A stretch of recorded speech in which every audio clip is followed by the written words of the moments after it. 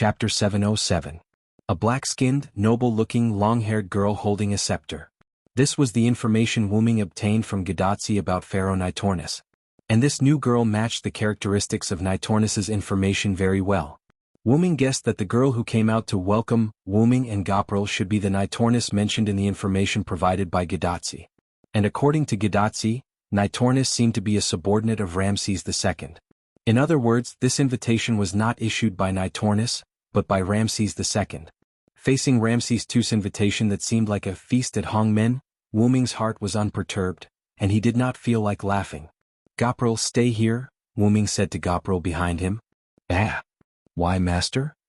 Gopril, who was holding her head in discomfort due to her concussion, instantly felt better. She suddenly came to Wu Ming's side, spread her wings and flapped them. "I have an important mission for you. Remember, if I don't come out after half an hour, or if something strange happens after I enter the temple, use Sky Strike." Wu Ming tilted his head and looked at Gopril, who had flown to his left. Then Gopril became excited. "Can I use Sky Strike?" "Understood. Leave it to me, master. Remember the conditions." "I'm not letting you use Sky Strike casually," Wu Ming emphasized helplessly. Yes, master, don't worry and go. Just leave the rest to me." Giliel seemed to understand and nodded with a smile. However, Wu Ming suspected that Gopril might not have listened, but it did not matter. Wu Ming did not expect Gopril to listen. He only needed her to stay outside obediently. Wu Ming was afraid that Gopril and Wu Ming would cause trouble after entering the shrine. The laughter from before was undoubtedly from Ramses II, and through that laughter Wu Ming could determine that Ramses II was definitely a king comparable to Gilgamesh. Gilgamesh might seem to treat Wu Ming well, but as Gilgamesh's guardian, Wu Ming understood Gilgamesh very well. Gilgamesh was an out-and-out villain in modern society. But this was not the point. The point was that Gilgamesh's mouth was too stinky. Through Ramses II's laughter, Wu Ming realized that Ramses II was probably a character similar to Gilgamesh. Of course, the other party might not have as stinky a mouth as Gilgamesh, but his character was definitely peculiar. And with Gopril's irritable character and the berserk effect brought about by the berserker rank, Wu Ming judged that Ramses II was a guy who did not get along well with Gopril. Since the other party was trying peaceful means before resorting to force, Wu Ming naturally wouldn't disrespect the other party. However, if Wu Ming were to bring Jillian in as well, Jillian would probably get so angry that she would start a fight right away. There was another point. If Wu Ming and Ramses II's negotiation fell apart, then Gopril could act as support and directly attack from the outside. All in all, it was best for Gopril to stay outside. Also, take it easy when releasing Sky Strike. Don't use up all your magic power in one go, Wu Ming reminded. "Yes, master, I will pay attention." Looking at Gopril's rather sincere face, Wu Ming chose to give up. Then Wu Ming flew toward the entrance of the great shrine below. Seeing that only Wu Ming had come over, Nitocris did not have any doubts. A king should talk to a king. What was the point of dragging a subordinate along? Even Nitocris herself was prepared to leave after bringing Wu Ming to Ramses II's room in the great shrine. "Please follow me, Sir Knight." Nitocris bowed slightly and said respectfully to Wu Ming. Wu Ming nodded, and then the two entered the entrance together. The shadows engulfed the two. Gopril watched as Wu Ming entered the great shrine. She had originally been flying in the sky, but now she was lying down in the sky, not minding that she was wearing revealing clothes. Needless to say, the skywing species that was full of elves and now had wings full of magic power could indeed lie down in the sky like this. "Then what should I do to pass the time now?" Gopril said, bored. She could naturally wait, but she had to find something to pass the time. Strictly speaking, Wu Ming did not restrict Gopril from finding something to do to pass the time. At this time, Gopril inadvertently saw some creatures that resembled sphinxes emerging from the sand in the desert below. The sphinxes gathered at the great shrine where Wu Ming had entered, looking around vigilantly like guards. Hee, Gopril laughed, the kind that was very happy. In the great shrine, in the corridor leading to the central stone room, Nitocris walked in front, and Wu Ming followed behind. Nitocris led Wu Ming silently, and Wu Ming followed behind silently. The former was because there was no need to take the initiative to speak, while the latter was because he was admiring the murals on both sides of the corridor. Wu Ming was very interested in these murals, or rather, it was because Wu Ming had never seen any murals before. Although Wu Ming had experienced many worlds and spent a lot of time, Wu Ming had never seen any murals before. Although he was not curious, Wu Ming was quite interested in these precious products of human spiritual culture. Since there was a chance to come into contact with them, Wuming naturally would not let it go. Although Wuming did not know much about murals and did not understand the meaning expressed by the murals, he could still understand the contents of these murals. These murals depicted the deeds of Ramses II, including the succession of Ramses II, his love and marriage with Nefertari, the war against the Hittite Empire, the signing of contracts, the construction of buildings, the making of ancient Egypt to prosperity, and all the other deeds. It was like a historical poem of Ramses II. However, Wuming smiled and shook his head at the fact that Ramses II had recorded almost all his deeds on the murals. "This guy is quite narcissistic," Wuming commented casually. Hearing Wuming's words, Nitocris, who was walking in front of Wuming, suddenly spoke. "It's not narcissism, it's the honor that Lord Osmens deserves." What Nitocris said was reasonable, but Wuming did not care about this. He was more concerned about Nitocris, who had a fate with Gadotsi. "You are the pharaoh Nitocris of ancient Egypt, right?" Chapter 708. Her footsteps paused, but she recovered in an instant and continued to lead Wuming forward. "Yes, I am indeed Pharaoh Nitornis. May I know how you know who I am, my lord?" Nitornis appeared to be slightly surprised. After all, she had never introduced herself before. "I met Tachika and she told me of your existence." Wuming noticed Nitocris' pause, but he didn't say much. Instead, he directly told her how he knew Nitocris' identity. "The master of Chaldea." Nitocris said lightly, but it seemed that she didn't mean what she said. Wuming could see that Nitocris obviously knew Gadotsi, but for some reason she seemed to have some concerns. It was probably because of her position.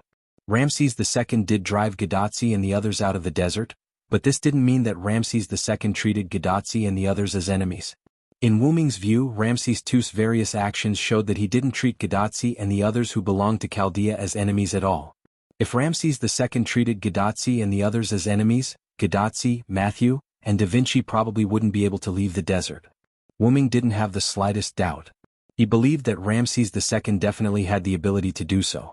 Although Ramses II didn't seem to have much hostility toward Gadotsi and the others, that was only a hidden phenomenon. On the surface, Ramses II, who punished Gadotsi and the others and drove Gadotsi and the others out of the desert, was hostile toward Gadotsi and the others. That was what Nitocris thought as well. From the conversation with Nitocris, Wuming could see that Nitocris respected Ramses II very much. Although it didn't reach the state of crazy reverence, Wuming still saw the look of a die-hard fan in Nitocris' eyes. Also, Nitocris didn't seem to have a very high IQ. After all, in the eyes of a slightly smarter person, Ramses II's actions were obvious. His various actions all showed that he let go Gadotsi and the others of Chaldea and the others. Gadotsi told Wuming that Ramses II punished them for disrespecting him, and Gadotsi and the others passed this trial called punishment, but actually test. But this was different in Nitocris' eyes. The king was angry, Chaldea and the others weren't punished, so the king drove Chaldea and the others away. This was Nitocris' point of view. Therefore, to Nitocris, who was a die-hard fan of Ramses II, Gadotsi was now an enemy. However, Nitocris had a good impression of Gadotsi and the others, and she didn't want to treat Gadotsi and the others as enemies. However, the issue of standpoint forced Nitocris to choose to stand against Gadotsi. Therefore, Nitocris was a little worried. This level of concern couldn't be eliminated in an instant, and Wuming knew this very well. But it shouldn't be a problem to pass a message. Even if Ramses II heard it, he probably wouldn't use this as an excuse to punish Nitocris. After all, he was a king, pharaoh. It was too degrading for him to be so narrow-minded. Tachika told me, "If you see Miss Nitocris, please thank her for me." Sigh. Wuming's words stunned Nitocris and she stopped in her tracks. Wuming wasn't lying. Before Gadotsi left, she told Wuming to thank Nitocris when he saw her. Wuming didn't stop and continued. "She said she was grateful that you brought them to find the supplies, and that you brought them to meet Ramses II. She was even more grateful that you sent them away." "I don't have the right to be thanked by Miss Tachika." Standing in front of Wuming with her back facing Wuming, Nitocris shook her head silently. "I brought them here to get the supplies because Miss Tachika and the others saved me when I was kidnapped. I brought them to meet Lord Osmentis because Lord Osmentis requested it. I sent them away from the desert because they passed Lord Osmentis' test, and I only sent them for a short distance." From Nitocris' perspective, she brought Gadotsi and the others here just to return the favor, but her return of the favor put Gadotsi and the others in some danger. Fortunately, Gadotsi passed Ramses II's test, or else Nitocles would be condemned in her heart.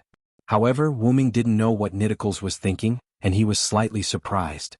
Nitocles' analysis was clear and logical, which made Wuming see Nitocles in a new light. This guy's IQ isn't low. Nitocles suddenly stopped, turned around, and stared straight into Wuming's eyes with narrowed eyes. I feel like you're thinking of something rude, Lord. Why would I? Wuming shook his head calmly. He had to be thick-skinned. All in all, I'm very grateful for your help to Tachika. Thank you. Wuming's words were full of sincerity, which made Nitocles a little confused. It's nothing. Nitocles shook her head again. Let's go, we're about to reach Lord Osmentis' throne, Nitocles said as she started walking. Wuming followed. You seem to respect Ramses II a lot. Wuming asked casually. Of course, because Lord Osmentis is the king of kings, the pharaoh of pharaohs. He's the role model for pharaohs like me who haven't reached the kingdom of heaven. Nitocles became excited when talking about Ramses II. The kingdom of eternity, huh? Wuming crossed his arms as he pondered. It seemed that in ancient Egypt, pharaohs were the incarnations of gods, and there was a saying that went like this. After the pharaohs died, they would ascend to the kingdom of eternity and return to the god's side. For Nitocles, who had become a heroic spirit, this meant that she had not returned to the kingdom of eternity. Although Ramses II had also become a heroic spirit, his ability seemed to be much stronger than Nitocles. Perhaps it was because of this that Nitocles had the feeling that Ramses II had entered the kingdom of heaven, and that she was inferior to Ramses II. Really, you're not weak either. Wuming, who was behind Nitocles, smiled helplessly. Did you say something? Nitocles stopped and looked at Wuming.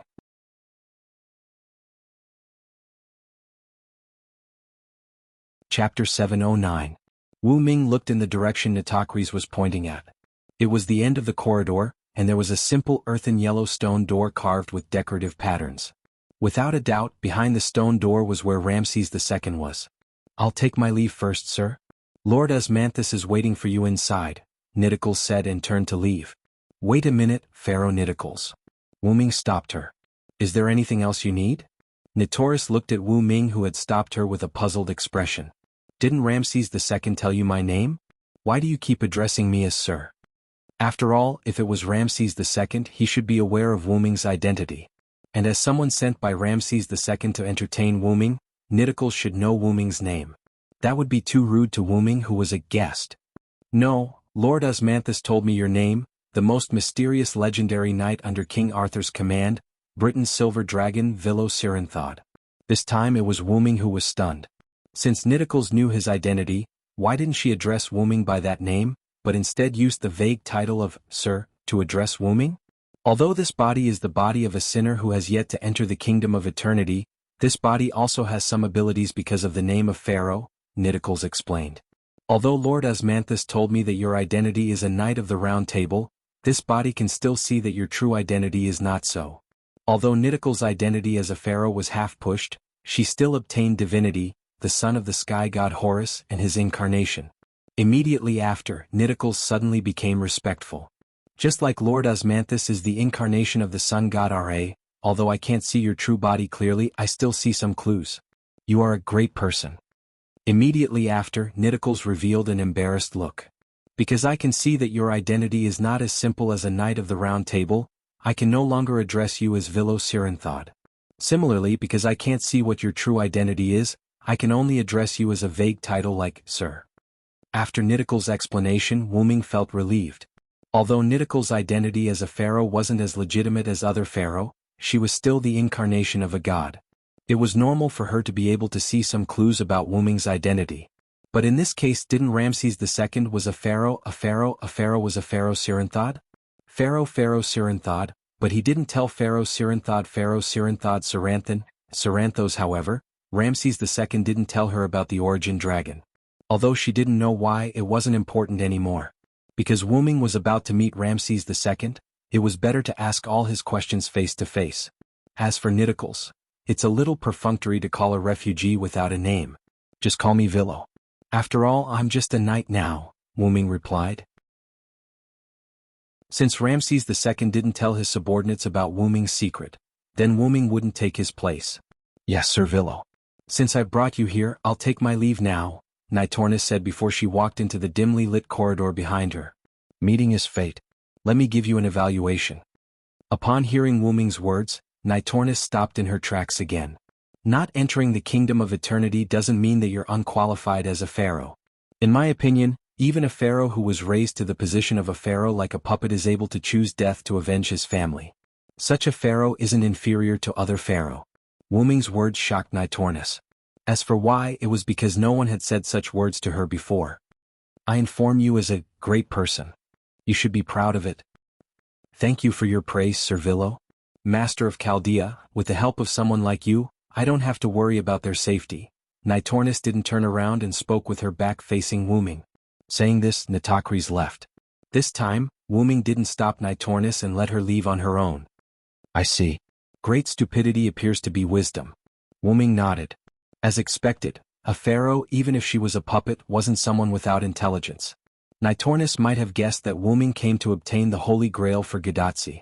Although Wu Ming prepared to obtain the Holy Grail in order to ruin Artoria's plan, Wu Ming's goal of obtaining the Holy Grail was ultimately for Gadotsi, or rather, Chaldea. But the reason wasn't important anymore because Wu Ming was about to face the Sun King, Ramses II, who held the Holy Grail. Without any hesitation, Wu Ming walked up to the stone door and used a little force. The stone door seemed to have some kind of mechanism, and Wu Ming pushed it open with a little force. The first thing that entered Wu Ming's eyes was the dazzling sunlight. Wu Ming squinted his eyes subconsciously. After that, an unusually spacious hall appeared in front of Wu Ming. Unlike the gloomy corridor that Wu Ming passed by before, this hall seemed to be under the sun. The hall was very spacious, and from the outside it was impossible to tell that there was such a spacious space inside the hall. The walls around the hall were also engraved with murals, and the surrounding walls extended diagonally with the centermost point as the center. It felt like a pyramid. However, in this spacious space, it didn't seem like a pyramid at all. Only people with eyesight like Wu Ming could see it. At the very least, ordinary people like Gadotsi wouldn't be able to see it. Several thick load-bearing pillars were arranged in a regular pattern in the hall. Sunlight that appeared out of nowhere sprinkled on the walls and floor, dyeing them with a layer of golden color. In the centermost position, there was a high platform that looked like a small pyramid. Step-like steps were located in front of this high platform. This was undoubtedly the throne. And at the highest point of this throne sat a dark-skinned man in gorgeous ancient Egyptian clothing. This should be Sun King Ramses II. Chapter 7:10. The one sitting on the throne was indeed Ramses II. At this moment, Ramses II's eyes were closed as if he had fallen asleep from the long wait. After Wu Ming stared at the other party for a few seconds, Ramses II opened his eyes as if his heart was connected. Ramses II stared at Wu Ming's crimson eyes with his golden eyes and slowly opened his mouth. You're finally here, Origin Dragon. Ramses II's words made Wu Ming certain that the other party indeed knew his identity. Take a seat. After Ramses II finished speaking, a cloud of sand suddenly appeared on the throne to his side. The sand condensed and turned into a stone seat. Wu Ming's identity was qualified to sit on the same level as him, and Ramses II's personality wasn't as bad as Gilgamesh's, so he prepared a seat for Wu Ming. Wu Ming didn't argue and walked up the stairs to the throne. The reason why he didn't use a portal to go up directly was mainly to give the other party face. To be treated as an equal by such a king, even Wu Ming knew when to advance and when to retreat. Wu Ming walked up the throne unhurriedly and sat down on the seat that Ramses II had prepared for him. Then Wu Ming's body surged with magic power and blue flames burned, covering Wu Ming's armor. Wu Ming waved his hand and the flames dissipated. Wu Ming, who was originally wearing armor, was now wearing a ceremonial robe that Wu Ming had worn in Camelot. The ceremonial robe was something that Wu Ming had casually condensed with magic power, so he changed into a ceremonial robe. After all, it was rude to wear armor during a meeting. Nice to meet you, Sun King Ramses II. I'm glad to be able to have a peaceful conversation with you. Wu Ming took the initiative to greet him. I'm also quite interested in your existence. Although you're still young, I can't see through your strength. As expected of the Great One. Ramses II maintained the posture of holding his head with one hand and commented on Wu Ming. I'm quite surprised by you. In my opinion, an existence like you should have the same personality as Gilgamesh. Wu Ming meant that Ramses II's attitude toward him was a little too good. As a pharaoh, the king of kings, I'm naturally arrogant, but my arrogance doesn't mean I'm extremely conceited. I'm different from the Golden King, Ramses II said while still holding his head with one hand. It seemed that Ramses II still knew Gilgamesh. Then why don't you tell Pharaoh Nitornis about my true identity? As a pharaoh, the child of the sky god is still too immature. And I don't need to say more about this. She has already seen some clues. Although Ramses II's words were reasonable, Wu Ming felt that he was actually in a good mood and didn't tell Nitornis about Wu Ming's true identity. It was probably time to change the topic. Let's cut to the chase. Dragon of origin, you came to my territory pretending to be a Lion King knight. What business do you have? Ramses II's eyes were arrogant and his voice was calm. There's no such thing as pretending. This body's spiritual base is King Arthur's knight. It's just that I tampered with it a little so that I can use the power of my true body. After all, Wu Ming thought that it would be a little difficult for him to deal with this singularity where the spiritual base of Vilo Saranthod was severely damaged. Although it wasn't to the extent that he was lacking in strength, but if he really needed to fight, Wu Ming would have a hard time. After all, in many cases, violence was the best way to solve a problem, just like how Wu Ming persuaded Tristan to surrender with violence. Oh, that means you didn't come to me as a Lion King knight? Ramses II squinted his eyes and smiled. If that's the case, you should be here for the Master of Chaldea. With just one sentence in the current situation, he was able to analyze the camp that Wu Ming belonged to. This made Wu Ming very impressed. As expected of one of the greatest pharaohs of ancient Egypt, his wisdom was also extraordinary. Indeed, for your action of letting Chaldea go, I would like to express my gratitude. There's no need for that. It's just that I'm slightly interested in the Master of Chaldea. Ramses II rejected Wu Ming's gratitude.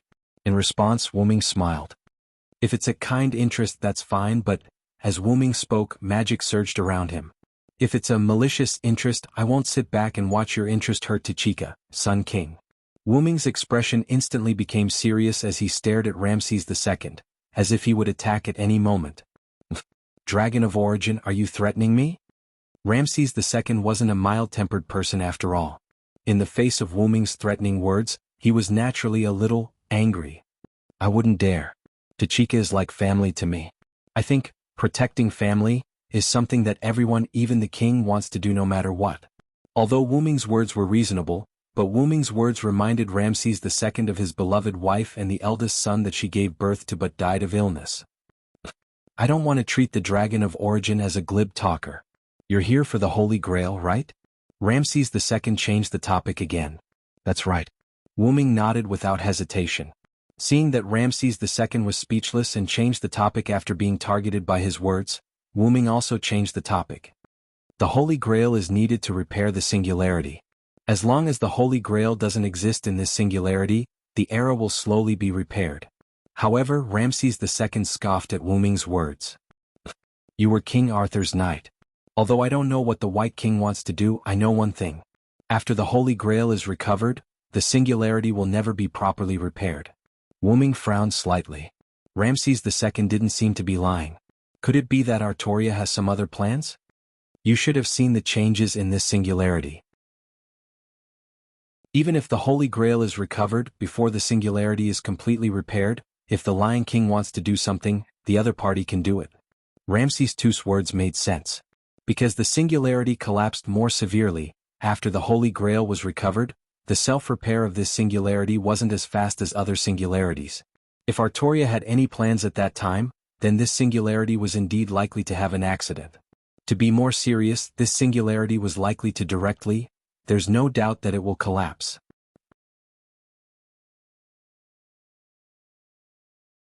Chapter 7:11. Ramses II expressed his thoughts on behalf of Wu Ming. Even if I don't do anything, the Lion King alone can definitely do it. Ramses II held his face with one hand and showed a happy smile. Don't think that Ramses II was amiable in front of Wu Ming. It would be a big mistake to think that he was not that strong. If Wu Ming only appeared as a Vilo Saranth, he would have no problem protecting himself when facing Ramses II. But if that was the case, Wu Ming would definitely not be able to defeat Ramses II. In mythology, Vilo Saranth was actually a suspected dragon-type knight who held another holy sword. Wu Ming was the strongest, but he could only reach the level of the current Lion King, and the current Lion King could only fight to a draw with Ramses II. Of course, there was a reason for this tie. Ramses II wasn't interested in the battle with the Lion King, and the Lion King chose to find another way because he couldn't take down Ramses II in a short time. This led to the current situation of a tie. This gave people the feeling that Ramses II had the upper hand. After all, the Lion King was the first to propose a peace treaty. However, to be able to be in a state of polar opposites with Ramses II was enough to show the Lion King's strength. Therefore, no one would gossip about it. Even if Ramses II was serious, he might not be able to gain the upper hand. That was the goddess Artoria. It would not be a problem to call her the goddess Lungaminiad. Moreover, Artoria had anchors on both sides of the world. At the same time, it was her noble phantasm, the holy spear Lungaminiad. Ramses II was very strong. This was true. His noble phantasm was the temple complex here. In the temple, Ramses II was invincible. What's more, he had moved the other buildings in the desert here. Needless to say, he was very powerful. However, in terms of attack, he was slightly weaker than Artoria. After all, Artoria's noble phantasm was the holy spear, which was an offensive noble phantasm. Although Ramses II's great temple was also offensive, it was nothing compared to the holy spear Lungaminiad. As the King of Kings, Ramses II was indeed very arrogant. However, his arrogance didn't mean that he was a fool. He was aware that his attack was weaker than his opponent's. However, thou need not worry that I will add fuel to the fire at that time. Although I act according to my mood, I will not do something like destroying mankind. These words changed Wu Ming's impression of Ramses II. No matter how willful he was, his duty to protect others would never change. It did not mean that the person who possessed the Holy Grail created by the demon god king was the source of the disturbance to the singularity. After all, if I don't have my people, who should I lead? Well, Wu Ming's impression of Ramses II returned. He was a willful king just like Gilgamesh. Before I came here, I went to the holy city and talked to my king. I don't think she is lying to me. Ignoring Ramses II's bad personality, Wu Ming expressed his personal opinion. So, I don't think she will destroy the singularity like you said. Artoria's plan was to preserve the purity of mankind. Whether it was Artoria, Gawain, or Guinevere, they all said so. Wu Ming did not think that they would work together to deceive him. And if the truth was as they said, there was no way to destroy the singularity. However, Ramses II had no reason to lie. No, it should be said that a person like Ramses II would not lie. Then, could it be that, Wu Ming suddenly thought of something. Could it be that Artoria didn't tell anyone or Wu Ming the real plan and was prepared to rely on her own strength to carry out the plan? And the implementation of Artoria's plan would lead to the destruction of the singularity as Ramses II said. If that was the case, why would Artoria lie to Wu Ming? This was also easy to explain. Artoria's body had matured, and because she had held the Holy Spear for a long time, she had been deified by the Holy Spear Maiden. It was inevitable that her inner thoughts would change. Therefore, even if it was Wu Ming who was the closest to her, it was a thing of the past. Thou art a smart man. I have made it so clear so thou shouldst understand. Ramses II held his crooked head with one hand and tapped his throne with the other. Indeed, Ramses II had made it clear. You're right. However, all of this is just a guess. Wu Ming looked at Ramses II without the slightest hesitation and wasn't affected by his words. Ha ha ha. Ramses II burst into laughter. Not bad at all. As expected of the dragon of origin. My conversation with thee was subpar, but I am quite satisfied. After laughing, Ramses II nodded in satisfaction. He didn't know if it was Wu Ming's illusion, but Wu Ming felt that there was something wrong with Ramses II's hand holding his head. Wu Ming shook his head and stopped thinking about these messy and unrealistic things. Then, can you give me the Holy Grail? Wu Ming went straight to the point. Fortunately, Gadotsi and the others weren't around. Otherwise they would be shocked. After all, how could they give something to someone so directly? However, a golden light flashed before Wu Ming's eyes and he caught it subconsciously. Wu Ming took a closer look. It was a golden cup. The Holy Grail. This thing isn't of much use to me. If thou wants it, then take it. Thank you. Wu Ming thanked him and put away the Holy Grail. With this, Wu Ming finally understood. Ramses II had never treated anyone as an enemy. As the pharaoh who ruled over thousands of people, the king of gods, and the king of kings, other than himself and the people he acknowledged, everyone else was equal. There was no such thing as enemies or non-enemies. Therefore, Ramses II fought with the Lion King calmly. After the other party proposed a peace treaty, Ramses II agreed without hesitation. And Gadotsi was able to leave the desert so smoothly because of Ramses II's indulgence. It was also because of this that he gave the Holy Grail to Wu Ming. What a willful king. Suddenly there was an explosion. Boom.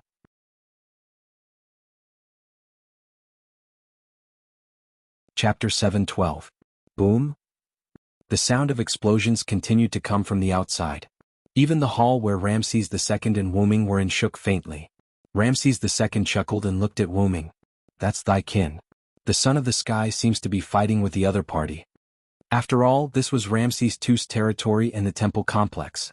He had great control over the surroundings, so even if he was in the temple, he could still see what was happening outside. Hearing Ramses II's words, Wu Ming thought to himself, as expected.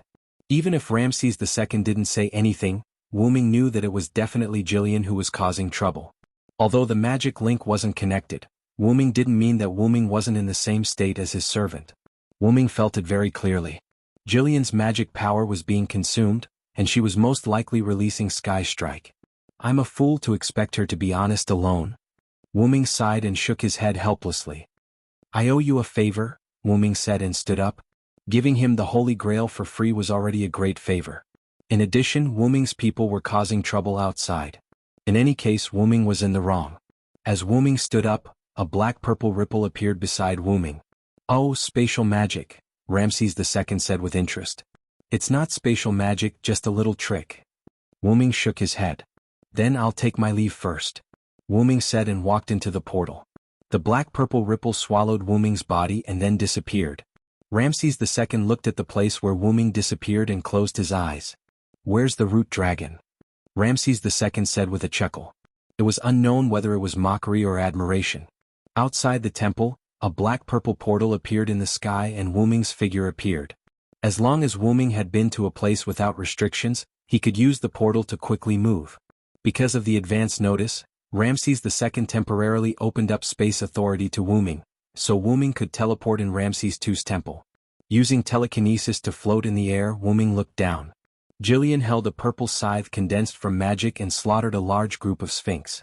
Jillian's scythe was like a wheat harvester harvesting the Sphinx, and releasing energy pillars from time to time, which caused the earth rumbled. The energy pillars were simply magic power released by Jillian in the form of a pillar. There was no fancy stuff. But because of the purity of the energy pillars and Jillian's reckless use, Wu Ming felt the tremors and Jillian's wanton release of magic power.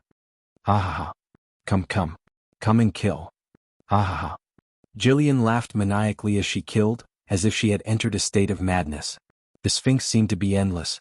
They kept surging out of the sand and charged at Jillian. However, even if Jillian was in a frenzy, her nature as a weapon would not change. Using her wings and her petite body, Gopral jumped up and down among the Sphinxes. These 3-meter-tall Sphinxes were unable to catch Gopral. They couldn't even catch a single feather of hers. Instead, the Sphinx were cut into several pieces by Jillian's scythe and turned into pure magic power that dissipated. In addition to the frenzied Jillian and the resolute Sphinx, Wu Ming also saw another figure behind the Sphinx army, Pharaoh Nitornis. The Sphinx army seemed to have been summoned by Nitornis. However, Nitornis would cast a few magic spells on Jillian from time to time.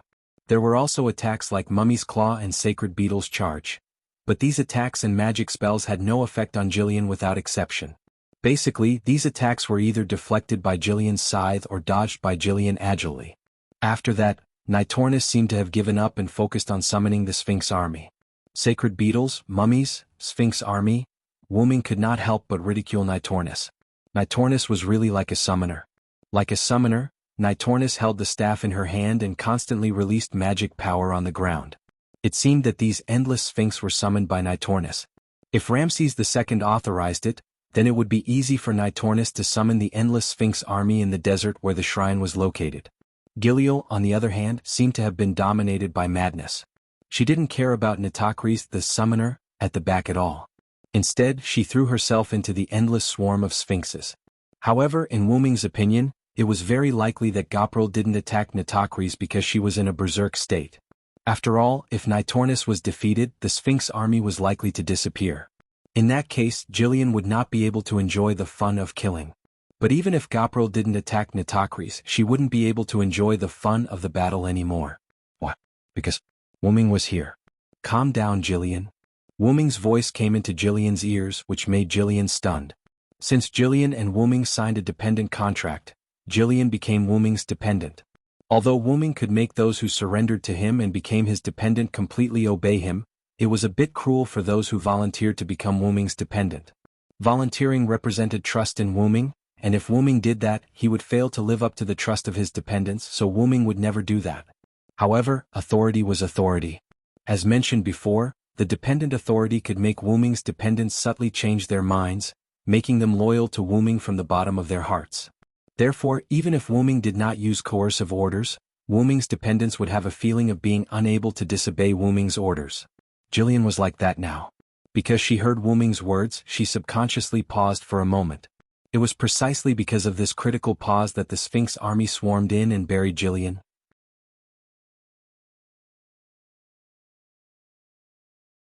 Chapter 7:13.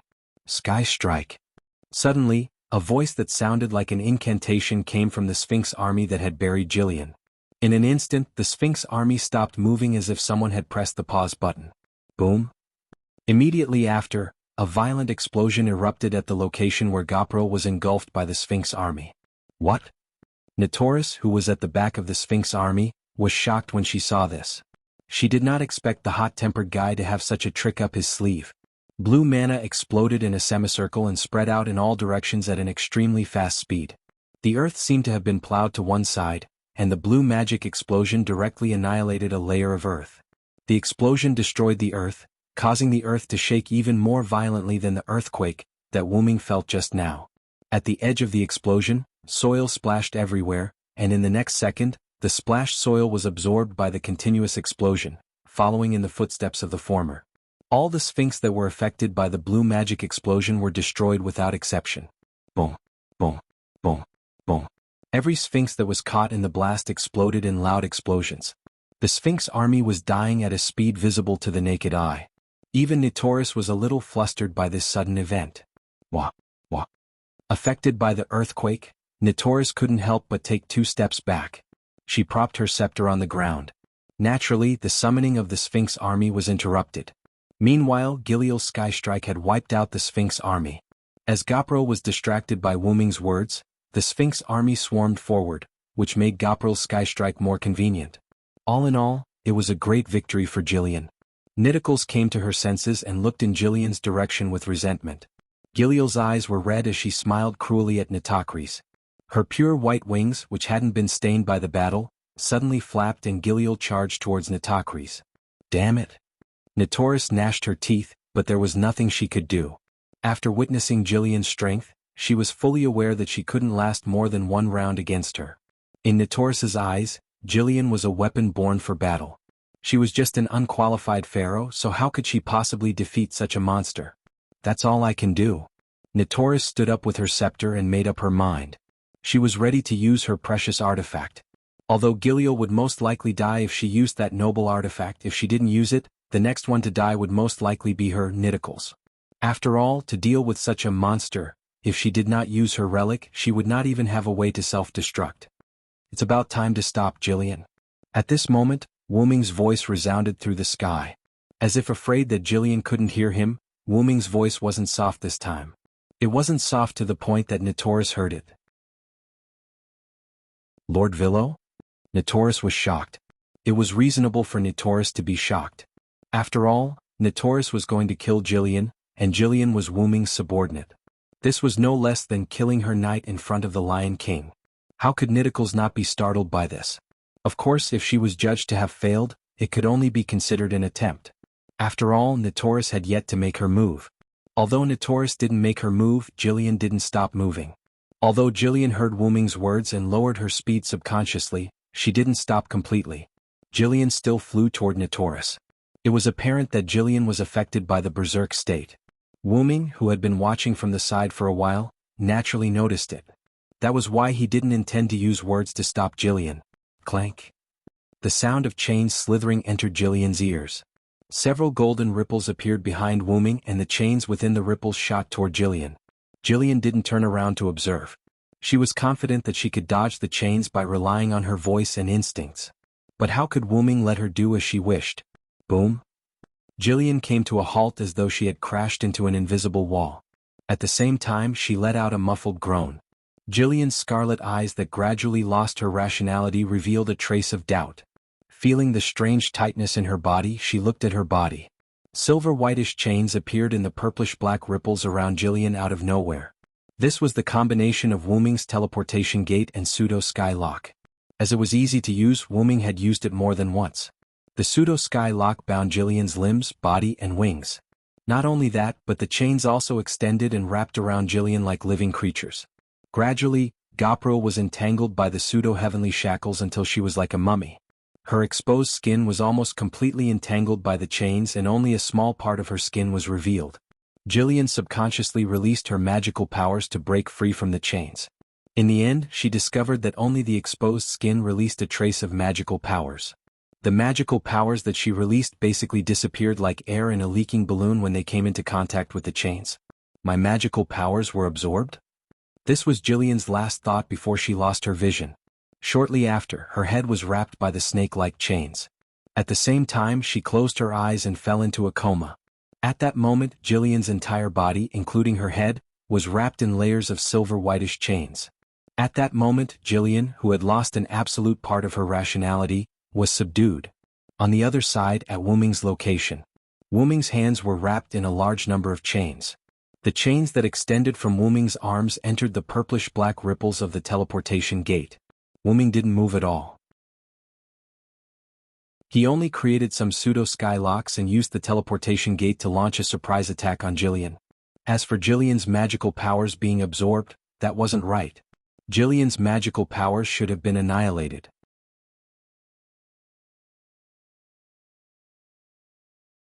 Chapter 7:14.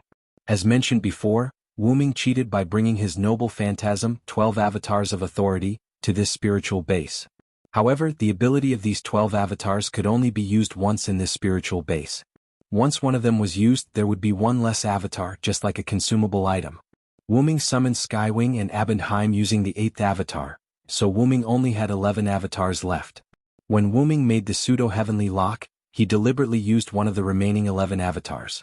Wuming added the 5th avatar's annihilation characteristic to the pseudo-heavenly lock, which made the person bound by the pseudo-heavenly lock be annihilated. Of course, Wuming could choose what to annihilate the other party, whether it was the body or the magical power. It was up to Wuming's precise control. Wuming chose the magical power released from the surface of Giliel's skin to annihilate, so Giliel's body was not damaged. However, this was not without drawbacks. The pseudo-heavenly lock with the annihilation characteristic could no longer retain the ability to restrain divinity. Originally, Wuming could use high-grade items to create the pseudo-heavenly lock with the effect of restraining divinity, but when the avatar of annihilation was added to the process of creating the pseudo-heavenly lock, the characteristics of the pseudo-heavenly lock were annihilated. Or it should be said that the ability of annihilation annihilated the characteristics of the pseudo-heavenly lock. And because there was only one characteristic of the heavenly lock, that was, the higher the divinity of the person bound, the tighter the heavenly lock would bind. Therefore, after the annihilation characteristic was added, the restraining divinity characteristic disappeared. But that didn't matter. After all, the pseudo-heavenly lock could be recreated. On the contrary, the chains with the annihilation characteristic could only be found by chance. After all, Wuming's annihilation avatar had been used, and there were only 10 avatars left. Although the 12 incarnations had become a consumable item, Razin still had to use it. After all, if he didn't use it, why would Wuming bother to bring the 12 incarnations here? Controlling the pseudo-sky lock, or rather the annihilation lock, Wuming sent the unconscious Jillian into the portal. Jillian's unconsciousness wasn't caused by Wuming's annihilation lock, it was only because Jillian had overused her mana. Generally speaking, excessive mana consumption would only cause one to become extremely weak. Worse, one might not even be able to maintain a physical body and be forced to enter a spiritual state. The main reason why Jillian was unconscious was that Wuming had forcefully stopped her while she was flying at high speed. When she released her mana, it was instantly annihilated, causing her to fall unconscious. While Gapril was unconscious, Wuming had already connected to Gapril's spirit base and started providing her with magic power. Although Wuming had consumed a lot of mana when summoning the Skywing species and Abante, Wuming could still provide for a servant. After Gapril was completely engulfed by the black-purple teleportation gate, Silent Cry landed. I'm sorry, Pharaoh Nitornis, I didn't manage my subordinates well. Wuming, who came in front of Nitornis, said to Nitornis. In any case, it could be seen from Jillian's final impact that she had the desire to kill Nitornis. Wuming also saw that Nitornis was ready to release her noble phantasm. If Wuming didn't stop her, either one of Jillian and Nitornis would leave, or both of them would leave together. After all, it was very likely that when Nitornis released her noble phantasm to take Jillian away, Jillian also took the opportunity to take Nitornis away. In short, they would die together. If that happened, there would be a rift between him and Ramses II. If he came to the other party's territory and his subordinates died together with the other party's subordinates, regardless of whether Wuming had malicious intentions or not, he would become enemies with the other party. Wuming would think of the worst-case scenario. After all, there was no harm in preparing for a rainy day.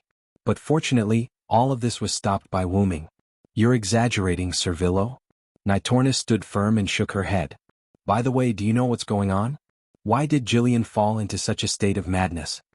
Although Wuming knew that Jillian wasn't honest, Jillian shouldn't have fallen into madness so easily. Although it was also possible that Jillian wanted to play around and ended up screwing up. I don't really understand. Nitornis shook her head. Immediately after, Nitornis told Wuming everything she knew. After Nitornis sent Wuming to the main hall where Ramses II was, she left the main hall and went outside.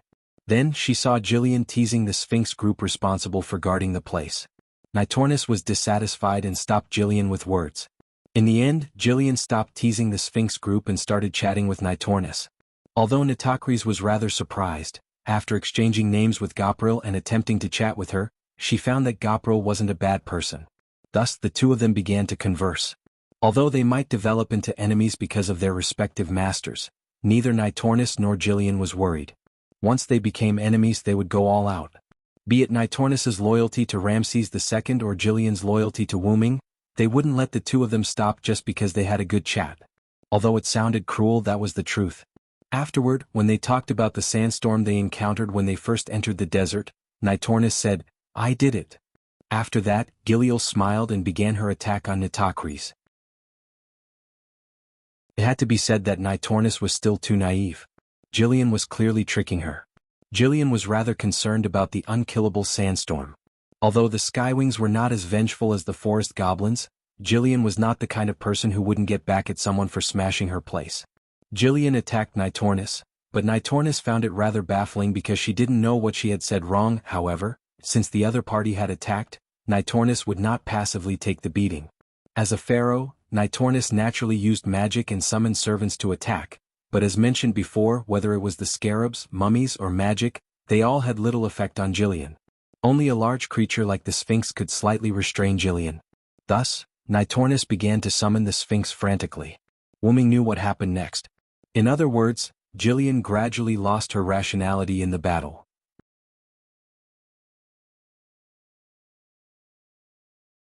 Chapter 7:15. Although she was furious that Nitakris had used the sandstorm to toy with her, she was in no hurry to kill Nitakris because she wanted to play with her. Instead, she fought with Nitakris' summoned creatures in an attempt to find joy in the slaughter. Although Nitakris was a pharaoh and had a powerful noble phantasm, if Gypril assassinated her or launched a surprise attack, Nitakris might not be able to use her noble phantasm. After all, Gypril's physical attributes were very powerful. Based on the servant panel, it was the attributes of a top-notch servant. Therefore, Gypril, who did not directly kill Nitakris, actually wanted to play with Nitakris to avenge the shame of this sandstorm. As a result, when Gypril fought with the Sphinx summoned by Nitakris, Gypril was gradually affected by Berserk to the extent that she did not even listen to Wuming's words. Although it was not clear whether this was the case or not, Wuming felt that his judgment was correct. In short, in fact, Gypril reaped what she sowed. Wuming's tone was somewhat helpless, but things had already happened and Wuming could only smile. But, Servillo? Nitakris looked like she wanted to say something but hesitated. If you have something to say, just say it. After all, this time we are in the wrong. Wuming calmly signaled Nitakris to speak her mind. Yes. Nitakris nodded. Although I am not a member of your camp, if possible, please do not punish Miss Gypril. If I understand correctly, are you pleading for her? Wuming glanced at Nitakris in surprise. Nitakris pleading for Gypril was beyond Wuming's expectations. That's right. Miss Jillian and I hit it off quite well. I feel quite happy chatting with her. Although I don't know why Miss Jillian would suddenly attack me, I think it should be because Miss Jillian was affected by the berserk skill. This made Wuming even more astonished. Even now, Nitakri still couldn't tell that Jillian was only pretending to chat with her. Her true goal was to get information out of her. Can I ask why? Wuming asked. Nitakles hesitated. Seeing such a Nitakles, Wuming quickly waved his hand. Of course, if it's inconvenient, you don't have to say it. However, Nitakles shook her head. There's nothing inconvenient about it. Then, as if she had made up her mind, Nitakles began to explain. Lord Varen, I'm sure you already know that I became a pharaoh because I was pushed to that position by someone else. To put it simply, I'm just a puppet. Nitakles' eyes wavered as if she was recalling the events of her life. But even so, I'm prepared to become a pharaoh, the son of God, the king of gods. But the price is that I don't have any close friends. As she spoke, Nitornis's eyes dimmed. After being hastily pushed to the position of pharaoh, her original friends were probably gradually estranged from her because of the difference between human and God. But I still have my brother. I can chat with him in my free time and relax my tense heart. Just that alone is enough for me. Thinking of her family, Nitakles' eyes showed a trace of gentleness. But my only family member, my brother, was branded with a groundless crime. He was murdered by those who pushed me to the position of pharaoh and treated me as a puppet. Nitakles' tone carried a trace of grief and indignation. They even deliberately let me know of this news and talked about it in front of me as if they were showing off. Because she was a puppet, a bird in a cage, there was no need to avoid it. Because she was a puppet, a fish in a pond, there was no need to fear it. And because she was a puppet, something in the palm of her hand, there was no need to be vigilant. And the result was, I killed them, said Nitakris, neither sad nor happy. They never thought that I would attack them. I still remember their expressions of despair before they were drowned. Although Nitakris's words were cruel, there was no complacency on her face from her successful revenge. Because it was meaningless. Why was it meaningless? It was because, my family member can't be revived. Even if I cut them into pieces, he still can't be revived. Nitakles gripped the scepter tightly as if it was going to break. I lost my family member who understood me. I also thought that my actions of murder disqualified me from the position of pharaoh. In the end, I chose to kill myself. Nitakles finished speaking. During this time, Wuming did not say a word. Since Nitakles had spoken to this extent, Wuming more or less understood. She was willing to gamble her life for her family because her family understood her. Whether it was because they understood that Nitakles was her family or because she was Nitakles' family, it was not important. What was important was that she no longer had a close friend. After talking with Gopro for a while, Nitakles clearly felt that Gopro could understand her and could become her close friend. This was normal. After all, Nitakles had only lived for a short period of time and did not have many close friends. Moreover, after becoming a follower, she had been staying with Ramses II. To Nitakles, Ramses II was someone who required respect and loyalty, so they could not become close friends. It could be said that Gopro was the first woman other than Chaldea who could become Nitakles' close friend. It was because of this that Nitakles would cover up Chaldea's group who had only saved her life. It was also because of this that Nitakles did not use a killing move on Gopro from the start. On the other hand, the reason why Gopro didn't attack Nitornis directly was most likely because she had a good impression of her, so she decided to tease her. As for killing Nitakles later on, Wuming guessed that it was because she was under the influence of berserk. Nitakles was prepared to use a noble artifact on Gopro in the end because she was at her wit's end. As mentioned before, if the two of them became enemies, she would definitely not hold back. Nitakles could not die yet. At the very least, she could not die in such a sullen manner. At the very least, she had to be loyal to Ramses II. As for whether or not Giliel and Nitakris had taken a liking to each other, they could only wait until Giliel woke up to find out. Although Miss Gopro had the intention to scout for information in the beginning, I could sense that she was indeed very happy during the conversation. That wasn't an act. Nitornis exonerated Gopro. If possible, please don't punish her.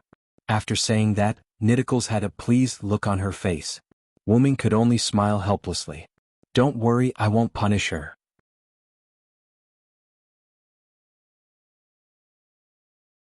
Chapter 7:16. I don't have the habit of punishing my subordinates, so even if you say so, I won't punish her. Wuming's words made Nitakris calm down. Thank you, Servillo. However, Wuming was puzzled. I remember you said that you knew that Jillian was chatting with you to get information from you, right? Nitakris nodded with a smile. Servillo, You can't be thinking of me as a fool, right? I'm a pharaoh after all, how can I not have some wisdom? After all, when Nitocris drowned those in power who murdered her brother, she used a scheme. In other words, actually I'm very smart, Wu Ming smiled helplessly. Although he was helpless, Wu Ming didn't know whether to laugh or cry. It's about time. My purpose of coming here has been achieved. I'm going to leave now. He got the Holy Grail and didn't fight with Ramses II. Although Jillian had a fight with Nitocris because of her berserk state, nothing happened in the end. So Wu Ming was ready to leave. By the way, Servillo, I have something to report. When she heard that Wu Ming was leaving, Nitocris instantly remembered something. What's the matter? Wu Ming looked at Nitocris puzzledly. He shouldn't have any other connection with this place. It's like this, Sir Osmendes captured a knight from the Holy City not long ago. Knight? Wu Ming was stunned at first, then he thought of something. It can't be Tristan, right? That's a knight who uses a magic bow. Well, it's really Tristan. I have to say that this guy is really unlucky. He was just sent to the desert by Wu Ming to be on standby and gather information, but he was captured not long after. However, if it was really Tristan, why couldn't Wu Ming sense Tristan's location? After all, Wu Ming was currently Tristan's temporary master. Lord Osmendes inadvertently noticed that someone was scouting for information about the terrain nearby, so he directly captured that person and imprisoned him under the pyramid, isolating him. This finally resolved Wu Ming's doubts. It turned out that the barrier had cut off his perception of Tristan. And because Tristan didn't leave, the contract between him and Wu Ming was still intact. That was why Wu Ming didn't realize that Tristan was captured. Lord Osmendes told me to hand him over to you if you want to leave.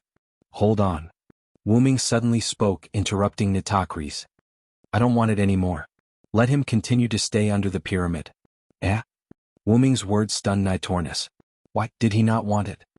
Thank you Ramses II for taking care of Tristan for me. Remember to thank him for me. I'll take my leave first. What a joke.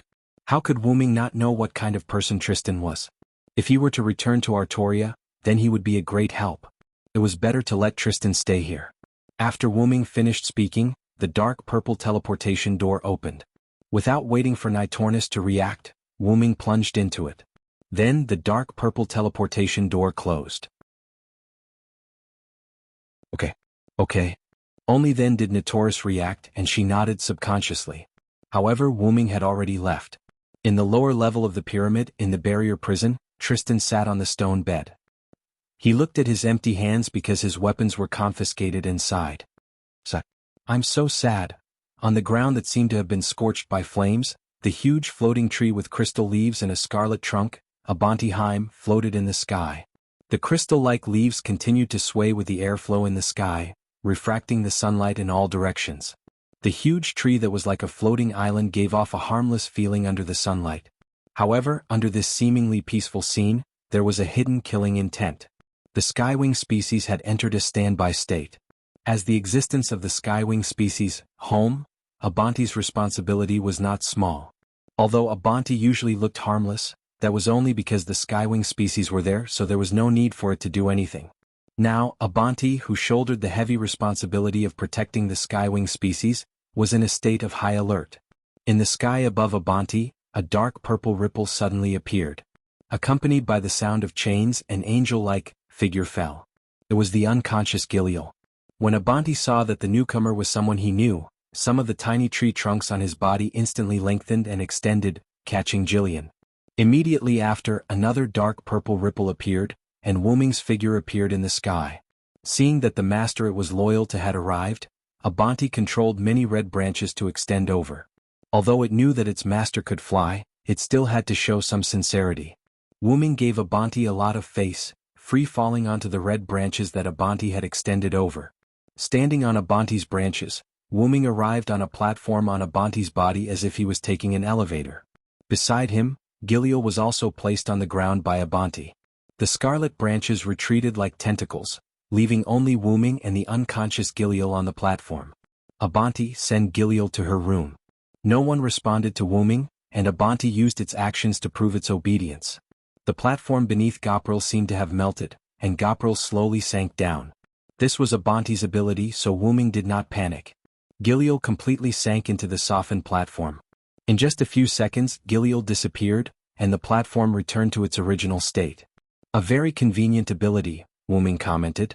It had to be said that the Skywings had truly made the right choice in choosing to live on Abanti's body. Abanti's mobile, multi-purpose aerial fortress was truly amazing. However, looking at Abanti at his feet, Wu-Ming suddenly remembered something. I seem to have been tricked by Ramses II. It had to be said that it was Ramses II who had launched an attack on Wu-Ming's side first. Wu-Ming had gone this time to get back at him and take the Holy Grail. However, after busying himself for so long, Wu-Ming ended up owing the other party a favor. Although Ramses had launched that attack to determine whether Wu-Ming's faction had the right to exist, it was still the other party who had made the first move. Furthermore, Wu-Ming had been blinded by the Holy Grail. Forget it. It doesn't matter. Wu-Ming shrugged. After all, there was nothing for Ramses II to do. After dealing with the problem of Artoria, he would hand over the Holy Grail to Gadotsi. Let's go take a look at the situation of the Skywings.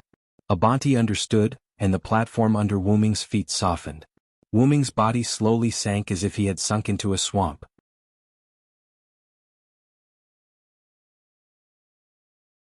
Chapter 717. To be honest, ever since Wu-Ming became Abanti's master, he had not entered Abanti's body to take a look. Walking in the corridor, Wu-Ming looked around curiously. This isn't any different from other ordinary buildings. Wu-Ming had thought that Abanti's body, which was classified as a living creature, would be closer to the style of a living creature. He did not expect it to be similar to the internal buildings of steel and stone.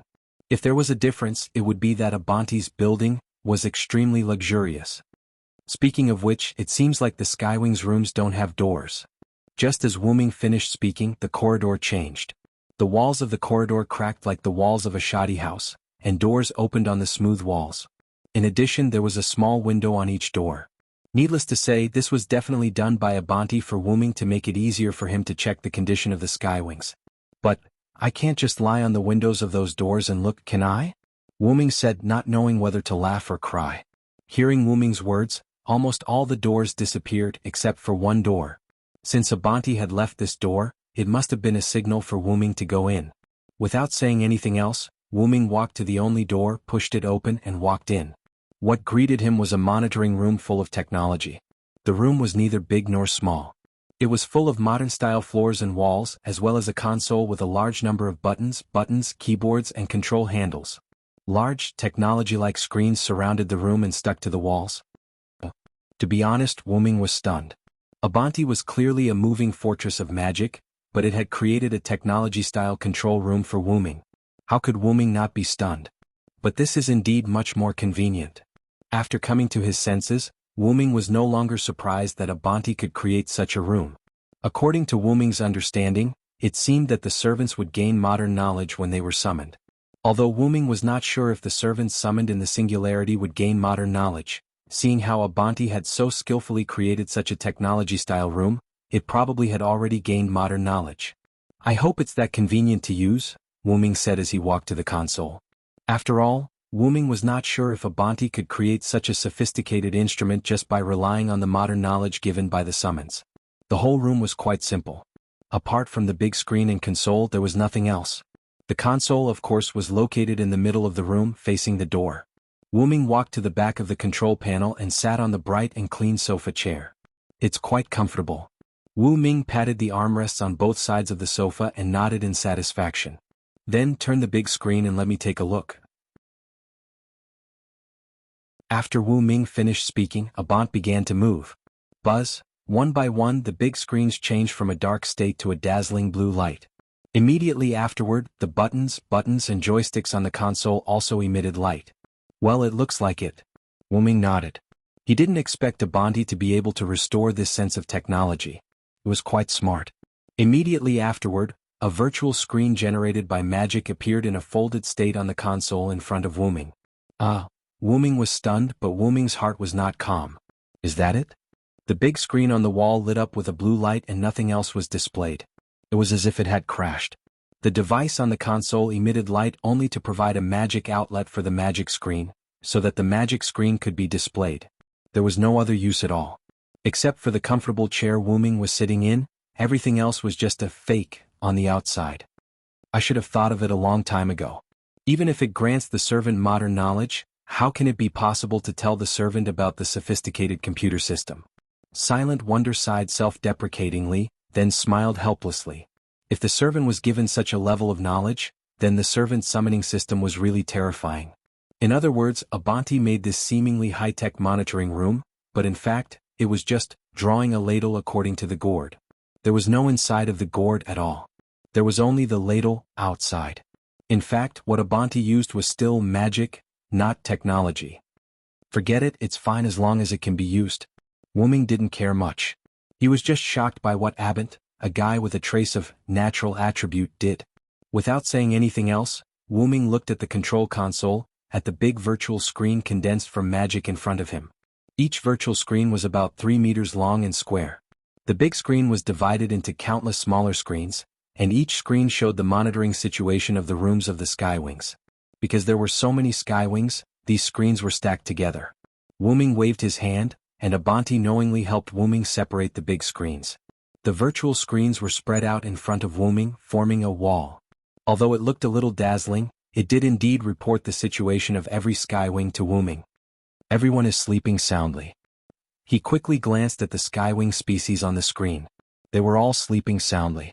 Wu-Ming also saw Gopril on the screen. Unlike the other Skywings, she was not floating in the room but lying on her bed. After all, the other Skywings were on standby, while she was unconscious. Although Wu-Ming had a way to quickly wake Gopril up, but I'll just let her sleep. In any case, I'll just keep supplying her with magic and she'll be able to recover. It was just that it would be a little slower. Aside from the Skywings, the big screen also showed the monitoring of the corridor. Looking at the monitoring, Wu-Ming suddenly felt that something was wrong with the big screen. He seemed to have seen a black shadow flash across the corridor. He checked the big screen again, trying to find something wrong, but no matter how carefully he looked, he couldn't see anything different. Was it my imagination? Wu-Ming frowned. No, that can't be it. It can't be your imagination. Wu-Ming had always trusted his sixth sense, and every time he followed it, it was always correct. Wu-Ming was sure that something had gotten into Abanti's body. Furthermore, that black shadow he had just caught gave Wu-Ming a sense of danger. A powerful stealth ability, a strange movement technique, and something that even made Wu-Ming feel a sense of danger. Combined with this singularity, Wu-Ming could only think of one person. First Hassan. Wu-Ming had just finished speaking when he saw a sword flash coming at him.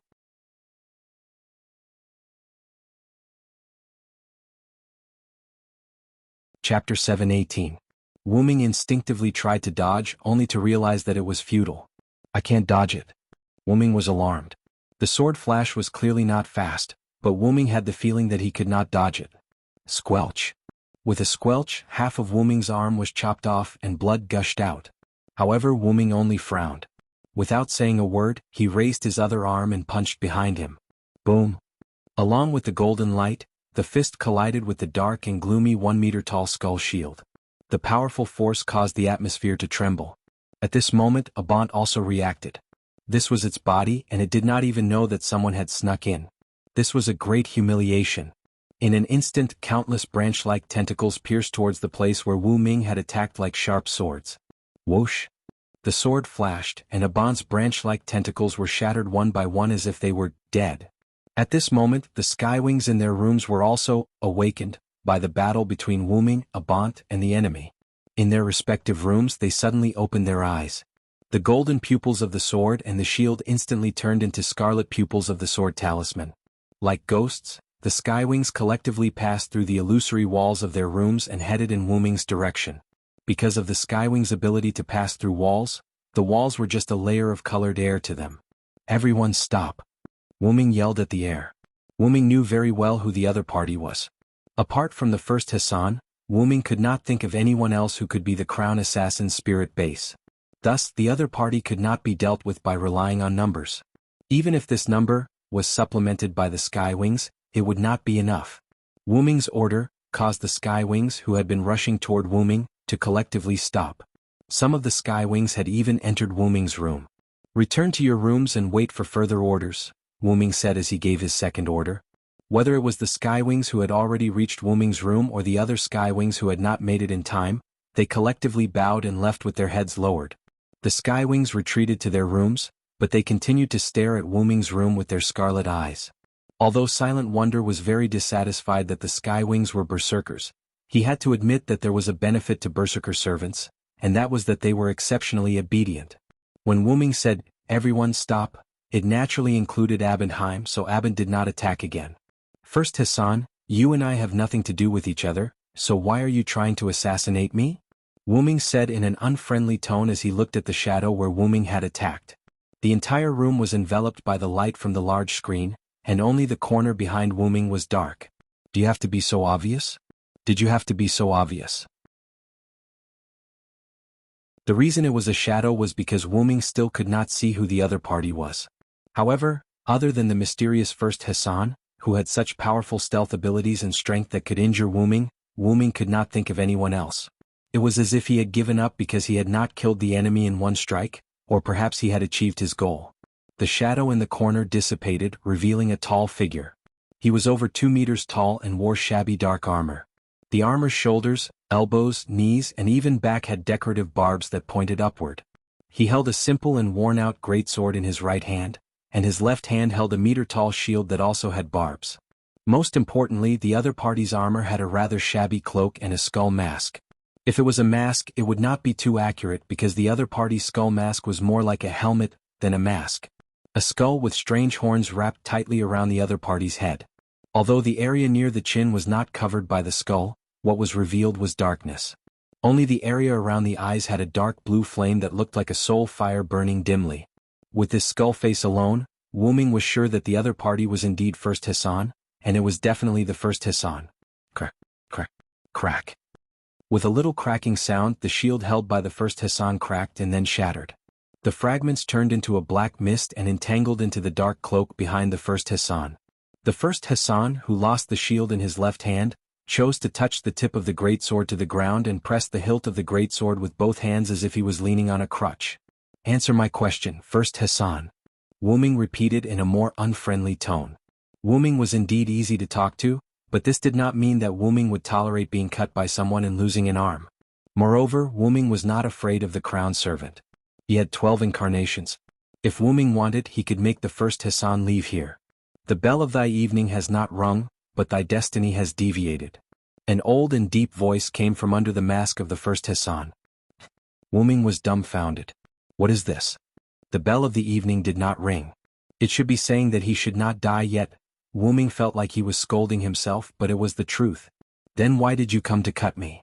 According to Wuming's knowledge, the First Hassan was the one who beheaded Hassan who had gone astray.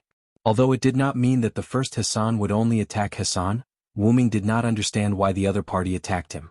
The two had no interest disputes at all, and Wuming also saved the life of a Hassan. Could it be that the other party was here to thank him? However, this thank you gift was really too heavy, wasn't it? Also, what does deviated destiny mean? Is it possible that there is something that needs me to do, but I didn't do it? Even if it was a reminder, why did you have to cut me directly? The First Hassan had the ability to kill the opponent instantly. Wuming could also feel the power of instant death from the cut, but the cut on Wuming did not trigger the instant death effect at all. Wuming's body was 100% immune to such means, but this spiritual base was not immune. In other words, the First Hassan did not want to kill him at all? The destiny of the winged otherworlder and the behemoth floating in the mortal world is different. I want to silence it on behalf of God. The First Hassan spoke again. Wuming frowned. Is it because the skywing species in Abanti are not native residents of this world, so they were targeted by the First Hassan, and I was only forced to take a cut?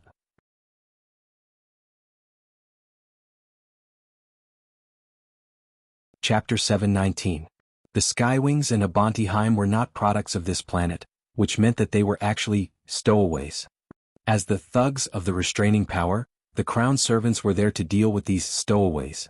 However, with the relationship between Wuming and the restraining power, how could the restraining power attack Wuming? Furthermore, the First Hassan had aimed at Wuming, so Wuming did not understand what was going on. However, after hearing the First Hassan's next words, Wuming understood. However, the blade has already been unsheathed. There is no second strike. To put it simply, the First Hassan had let go of the skywings and Abantiheim. So, in other words, Wuming had taken the punishment on behalf of the skywings and Abanti. Wuming, who had figured it out, sighed, and the anger in his heart dissipated. Now, the world was in a state of burning humanity, and the restraining power, Alea, was definitely not in a good state. The first Hassan might have been sent out to help Chaldea save humanity. The first Hassan's mission was to find out about the abnormalities, and the Skywings and Abanti as stowaways were definitely one of the abnormalities, which was the so-called violation of destiny. Destiny was an established fact.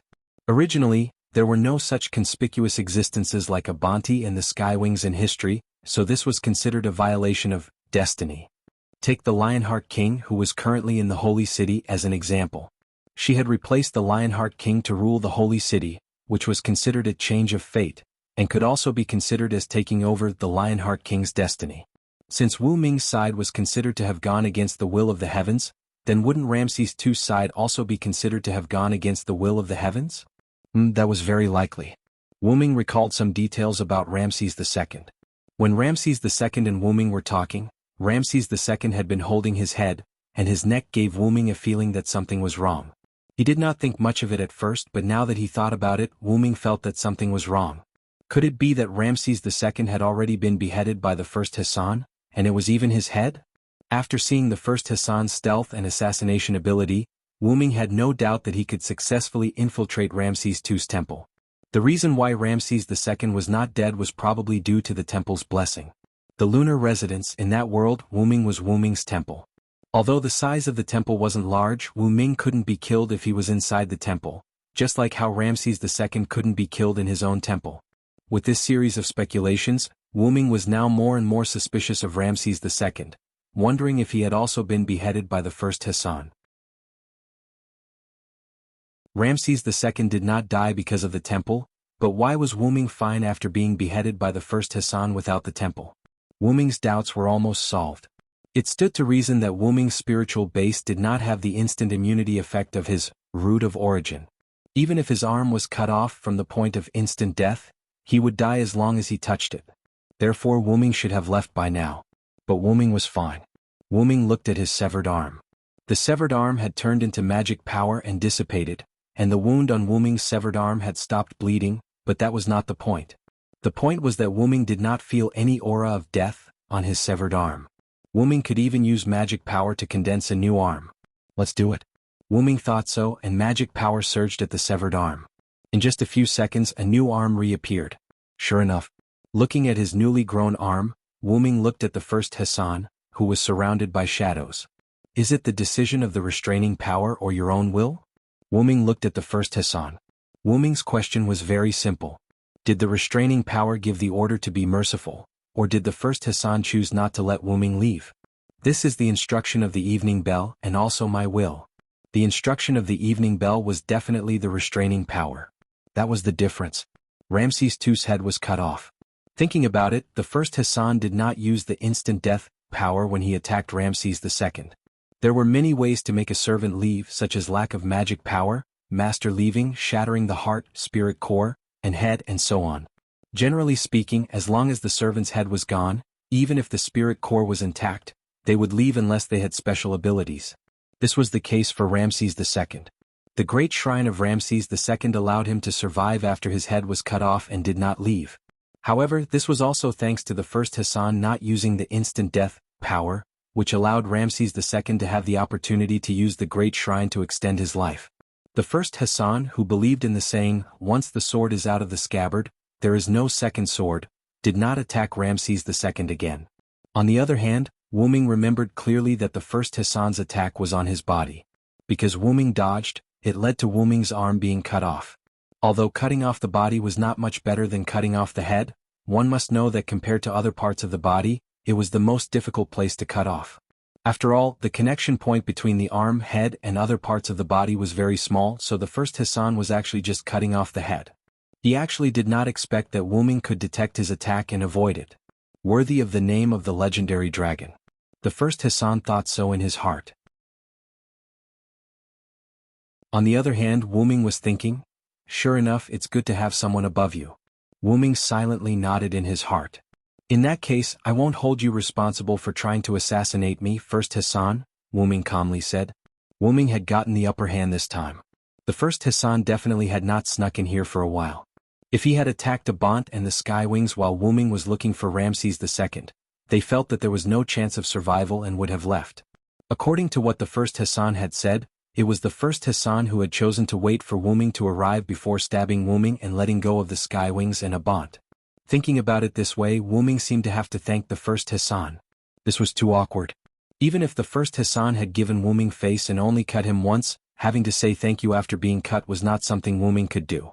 As if seeing Wu Ming's concerns, the first Hassan directly spoke. I will remember in my heart that thou hast saved Smoky Drunk Hassan. Wu Ming was stunned. This was really a thank you gift. Although this thank you gift was a little too much for Wu Ming to accept. I have one more thing, the first Hassan suddenly said.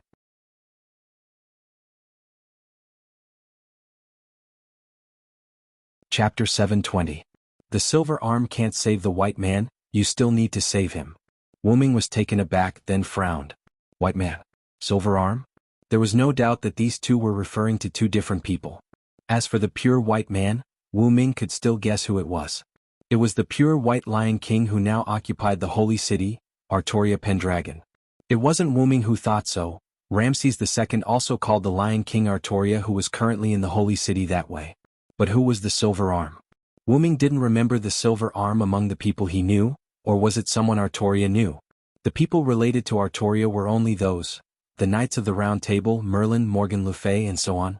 But Wu Ming, as the person who accompanied Artoria for most of her life, was naturally familiar with the people Artoria was familiar with. But none of these people were related to the silver arm. Silver arm. Arm. Wait. Wu Ming suddenly thought of something. From the information obtained by Wu Ming so far, only 3 Knights of the Round Table did not respond to Artoria's summon. Villo there answered, Galahad and Bedivere.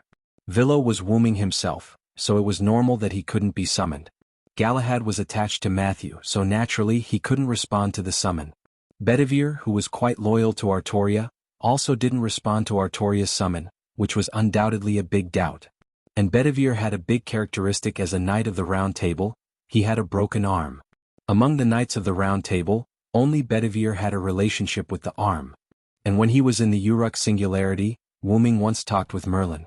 Through the conversation, Wu Ming learned that Merlin was actually very clear about the 6th Singularity where Wu Ming was now. After all, he had clairvoyance. And the fact that Artoria was in this singularity was revealed by Merlin. Otherwise, Wu Ming wouldn't know that Artoria was here. Still, through the conversation, Wu Ming vaguely learned from Merlin that Merlin was not doing nothing. He had foreshadowed something. As for what the foreshadowing was, unfortunately, Merlin either changed the topic or shook his head mysteriously and refused to say it. Maybe Bedivere was that foreshadowing. But what the truth was, he still had to wait until the truth came out. After ending his inner thoughts, Wu Ming looked at the first Hassan, who was standing in the same place and leaning on his greatsword like a crutch. The first Hassan came to tell me all this. I will remember it in my heart. I will consider going to the holy city again.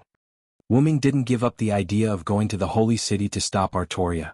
Because of the oath, Wu Ming chose to temporarily leave the holy city and go to the desert to seize the Holy Grail. Fortunately, he met Gadatsi and her party on the way. As a result, his goal of helping Gadatsi repair the singularity as soon as possible was half completed. One was to find Gadatsi, and the other was to complete the goal. The former had been completed, and the latter was almost done. After all, Wu Ming had already taken the Holy Grail back. After Gadatsi accompanied Matthew to solve Galahad's wish, Wu Ming would give the Holy Grail to Chaldea and begin to repair the singularity. But after knowing that Artoria seemed to be hiding something from Wu Ming, coupled with the fact that the first Hassan personally came to remind him, Wu Ming decided to stay in this singularity for a while. Don't say too much. This is my thanks. The first Hassan responded to Wu Ming in a brief and simple tone as if saying goodbye. Then, accompanied by a black fog, the first Hassan disappeared. At the same time, the dark and gloomy feeling in the room also disappeared. The eyes of every Skywing species in their room also changed from scarlet eyes of sword runes to golden eyes of sword and shield. All the Skywing species calmed down. Abent, who used the entire floating tree as his body, also relaxed. Wu Ming could clearly feel that Abent's magic power had stabilized a lot. As expected of the Hassan of the Hassans, the assassin of the assassins, with the existence of the crown spiritual base, Wu Ming could not help but exclaim. To be honest, just this aura that even Wu Ming could not detect was enough to show how powerful the first Hassan was. However, if Ramses II were to see this scene, he would probably change his opinion of Wu Ming. Look at Wu Ming. He could even vaguely detect the crown assassin and was able to dodge the opponent's attack. Although he did not dodge, at least he moved. Unlike him, he did not even know that his head had been chopped off. If not for the first Hassan showing himself at the end, Ramses II probably would not have known who had attacked him. If not for the fact that Wu Ming had met Ramses II and had a little understanding of him, Wu Ming might have attributed Ramses II's obedience to fear after being cut by the first Hassan. However, it was precisely because Wu Ming had met Ramses II and understood his character that he did not think so. How could a guy like Gilgamesh know how to write the word fear? This king-like courage was what Wu Ming appreciated. Just as Wu Ming was thinking about whether to immediately go to the holy city, the first Hassan's voice suddenly came from the void. I have cut off thy foreign heir, and the armor of refutation shall return. This was undoubtedly the divine ability of the first Hassan. Having seen it before, Wu Ming was not frightened and instead nodded in understanding. Instead, it was the Skywing species and Abant who were startled by the sudden turn of events from the first Hassan and collectively entered battle mode. This made them smile helplessly and gratifyingly. They were indeed no match for the first Hassan, but for the safety of their master they would still stand up. The loyalty of the Skywing species was vividly displayed. Previously, when Wu Ming's arm was cut off by the first Hassan, almost all the Skywings woke up from their standby slumber and rushed toward Wu Ming. The reason it was because Jillian did not come. Logically speaking, although Jillian would definitely be the first to come in such a situation, there was no sign of Jillian this time. In truth, it was mainly because Jillian was still in a deep slumber and recovering from the previous incident. It was similar to a protective device in a human body. Jillian was severely lacking in magic power and was recovering, so she might not be able to wake up even if she wanted to. It was the same principle as how humans would fall into a coma after losing large amounts of blood. Not bothering with Jillian, Wu Ming walked out of the room. Now that all the Skywings were awake, he had to go and comfort them so they could sleep.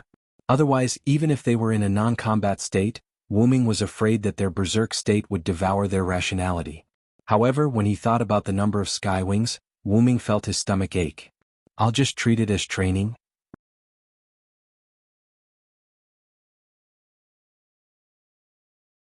Chapter 721. The Skywings had fallen asleep, but it was not Wu Ming who pacified them one by one. After all, this was Abanthi's body, and with Abanthi's help, Wu Ming had successfully experienced what it was like to be a leader. Abanthi sent a collective message to the Skywings to pacify them. However, this time the Skywings were more like sleep than standby. Because it was Wu Ming who had personally gone to comfort the Skywings, he had asked them to lie down on the bed like ordinary girls instead of floating in the air and waiting for an opportunity. Although the Skywings did not quite understand this behavior, it was still an order from their master, so they still obeyed. Lying on the bed, the Skywings entered a standby state, but to an outsider they really did look like they were asleep. Back in the monitoring room, Wu Ming sat on the sofa and browsed through a large magic screen in front of him. The screen displayed the basic data of the Skywings. Although Abanthi did not really have modern technological knowledge, its magical knowledge was pretty good. Thus, it displayed the basic data of the Skywings in the form of a magic screen to Wu Ming. Although as the master of these tens of thousands of Skywings, Wu Ming could see the information of their servants, Wu Ming could not look at every Skywing one by one. With the idea of slacking off, when the Skywings were summoned, Wu Ming only looked at their ranks. The information that Abanthi had prepared for Wu Ming was a great help to Wu Ming. Because the information of ordinary Skywing race servants was the same, Abant collected the information of those Skywing race servants into a sample and took it out. Unless it was a Skywing with a special skill, the information would not be listed separately. Thus, the screen in front of Wu Ming only had the information of a few servants. After browsing for some time, Wu Ming turned off the virtual screen in front of him and leaned back on the sofa. He crossed one hand and rubbed his forehead with the other. Sure enough, Berserker's spirit base has too much of an effect on the Skywings. According to the information provided by Abanthi, the Skywings summoned by Berserker had an EX Berserker rank. What did an EX Berserker mean? Either they were crazy to the extreme and could communicate with others, or they could not communicate at all, not even with their master. One was the extreme of the positive side, and the other was the extreme of the negative side. It was clear that the Skywings had the extreme of the negative side. To put it simply, if the battle went on for a little longer, the Skywings might not be able to control themselves just like Goprel. There was even a high chance that they would break from their master's control, which meant that they might break free from Wuming's control or not listen to him. As a result, the Skywing species became expendable because once they were used, they would lose control. This was something Wu Ming didn't want to see. Fortunately, Azrael was different from the other Skywings. As the commander of the Skywings, Azrael had the ability to resist Berserk.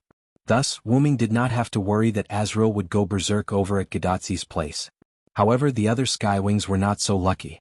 According to the information provided by the servants, the Skywings that had gone Berserk were of little value. In that case, the Skywings can't move freely, Wu Ming muttered to himself. However, as the original individual, Azrael, and the foreign individual, Goprel, could still move. Azrael had a special skill which allowed her to move freely. As for Goprel, Wu Ming decided that once she woke up, he would have her follow him. With Wu Ming by his side, Wu Ming did not feel that Goprel would go out of control. Wu Ming could stop Goprel the moment he saw her lose her rationality. In the worst-case scenario, he could use Annihilation Lock to restrain her again. The reason why he did not bring the other Skywings was that Goprel also had a special skill. As the strongest foreign individual, Goprel had a skill that greatly strengthened her damage. In other words, Goprel's Sky Strike was much stronger than the other Sky Strikes of the other Skywings in terms of explosion range, power, and release speed. In fact, because of the skill, Goprel's mana consumption was much lower than the other Skywings. Facing an existence like Goprel, Wu Ming had no reason not to bring her along. This reason also explained why Wu Ming had chosen to have Goprel follow him. It was not because she was a foreign individual and had special privileges, but because she had a special skill. Because she was a foreign individual, she was powerful. And because she was powerful, her character was also extraordinary. It was precisely because of her extraordinary character that she had a special skill that was different from the other Skywings. Servants were the clones of heroic spirits, and heroic spirits were a kind of spiritual existence that was a combination of the human spirit and historical legends. This meant that the abilities of heroic spirits did not only rely on their own abilities, but also their inheritance. For example, take a servant that Wu Ming had once met, the Assyrian Empress Semiramis. The noble phantasm she used in Tulifas was the Hanging Garden of Babylon, a noble phantasm that was sublimated from the essence of the Hanging Garden, a miracle building that had disappeared. The Hanging Garden of Babylon, one of the 7 wonders of the world, was not actually created by Semiramis.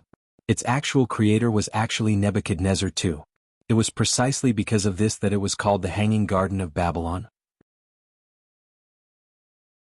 It could be said that the Hanging Garden of Babylon had nothing to do with her, but because it was rumored in later generations that she had created the Hanging Garden of Babylon, one of the 7 wonders of the world, the Hanging Garden of Babylon, was combined with Semiramis. The Vain Garden of Babylon, Hanging Garden of Babylon, a noble artifact, came into being. The Skywings had not died, were not humans, and had no connection with the human spirit, but they had legends. Just like how Wu Ming had left behind legends in history and obtained a different identity as a servant, the Skywings also had stories in other worlds. Since they had stories, they naturally had the possibility of becoming heroic spirits. And Wu Ming had cheated by summoning the Skywings, so some of their skills or noble artifacts would naturally change because of what they had done in their own world. Azrael and Goprel were examples. Since that's the case, I'll just use the other Skywings as my trump cards. After that, Wu Ming put down the hand that was rubbing his eyebrows and opened his eyes. Immediately after, Wu Ming casually waved his hand, and golden ripples spread out around Wu Ming. A silver-white chain with a dark purple aura extended out of the golden ripples.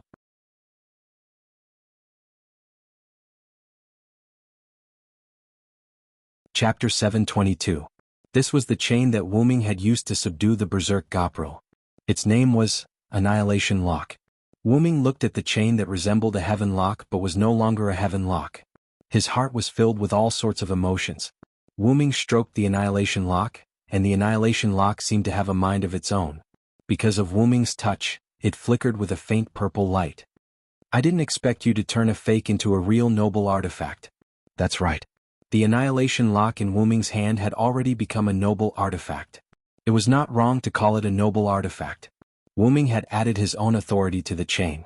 Although it was a weakened authority, the authority of a god was still not to be underestimated. When Wu Ming sent Goprel back, he discovered that the pseudo-heaven lock, which had absorbed one of Wuming's weakened authority, had been upgraded to the Annihilation Lock, which was a noble artifact. The Annihilation Lock was no longer a fake that would dissipate due to the evaporation of magic power. Instead, it had become a genuine noble artifact that would not wear out even after 1,000 years.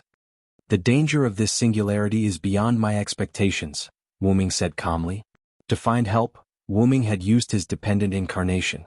As there was no effective way to subdue Gopril, Wuming had deposited the authority of the Annihilation incarnation into the pseudo-heaven lock, so that the chain that he had casually created could bind the berserk Gopril.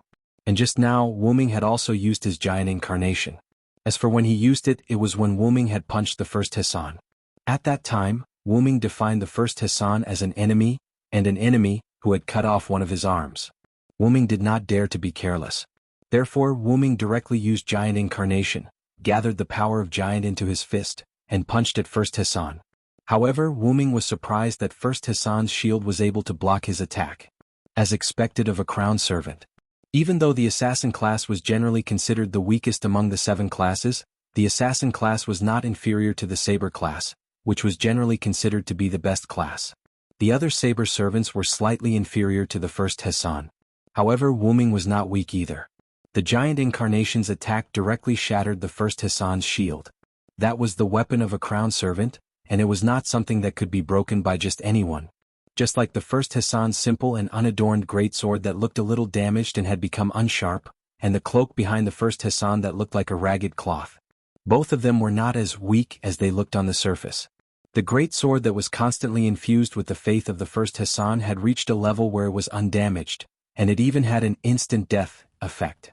The broken cloak was also quite powerful. Not only could it set off a sandstorm that was enough to cover the sun, but it also had a powerful defensive ability that was not weaker than the first Hassan's shield. Therefore, Wuming was able to break the first Hassan's shield. After all, in Wuming's opinion, the body of a servant was still too weak, unless he could also have a crown spiritual base. However, the crown spiritual base was created by suppression. Wuming did not need to submit to someone who was destined to be weaker than him, even if the other party was good to him. Anyway, when Wuming found his body, Wuming did not need to be a yes man anymore. If everything went well, maybe after solving this singularity, Wuming could find his body before Gadatsi and others went to Uruk. Then he could directly solve the singularity of the Uruk and kill Gidia. He had already seen Gidia's means, and he also forced the other party to detonate the black mud on the outer layer of each world to choose to severely injure Wuming. Gidia must have also been injured, otherwise he would not let Wuming mess around in this singularity. Gidia, who also saw Wuming's power, was really vigilant against Wuming. Since Wuming had already done so many things in this singularity, and no one stopped him, it was obvious that Gidia did not pay attention to this singularity. In Gidia's view, even with the help of Wuming, Chaldea could repair these burned residues, and it would have no impact on the result. To be more ruthless, even if the burn of humanity was rewritten and the burn of humanity was successfully restored by Chaldea, it would have no impact on Gidia. The reason was very clear to Wuming because Gidia's vision or ambition was no longer here. Gidia, who had come into contact with the black mud, had long changed his target to other worlds, a wider sea of stars. Although Wuming did not know what Gidia's original purpose was, Wuming knew that Gidia's purpose had changed from the original goal to going to other worlds. This was like a person's original plan was to take a rocket to the moon that was suitable for him, but before taking off he found a more habitable planet, Mars. Then using the existing fuel, changing the route and going to Mars wasn't impossible, right? As for the residues of the fuel, at this point that kind of thing was no longer necessary for that person to pay attention to. But for Gidia Wuming this bomb still needed to be paid attention to. And for Wuming this hidden danger, Gidia, also needed to be paid attention to. Although Wuming was confident that the next time he fought with Gidia, Gidia might also have the same confidence. After all, both sides understood each other after fighting once, so Gidia might also have a way to deal with Wuming. But that was all in the future. From the current situation, Wuming and Gidia wouldn't meet for a while, and Wuming didn't have to worry about Gidia coming out to cause trouble. Closing his eyes, Wuming went deep into his inner world. A huge stone plate appeared in Wuming's heart. There were 12 small stone plates on the large stone plate. The small stone plates were placed in the 12 o'clock direction like a scale, and 3 small stone plates were in a completely dim, petrified grayish-white state. They were the giant incarnation at 2 o'clock, the annihilation incarnation at 5 o'clock, and the dependent incarnation at 8 o'clock. These 3 incarnations had been used by Wuming, and Wuming could only use the remaining 9 incarnations. But Wuming didn't regret it. After all, good steel should be used on the blade. After that, Wuming left the inner world and opened his eyes. The next thing he needed to think about was Artoria.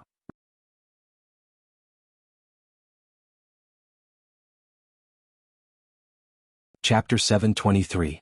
Whether it was from Ramses II or the first Hassan, Wuming learned one thing. That was, Artoria's change was not as simple as it seemed on the surface. There must be more to it than meets the eye. And according to the first Hassan's words of "I need thy rescue," Artoria's current state was not good. Although Wuming seemed to have a conflict with Artoria, Wuming could not sit still once something related to Artoria appeared.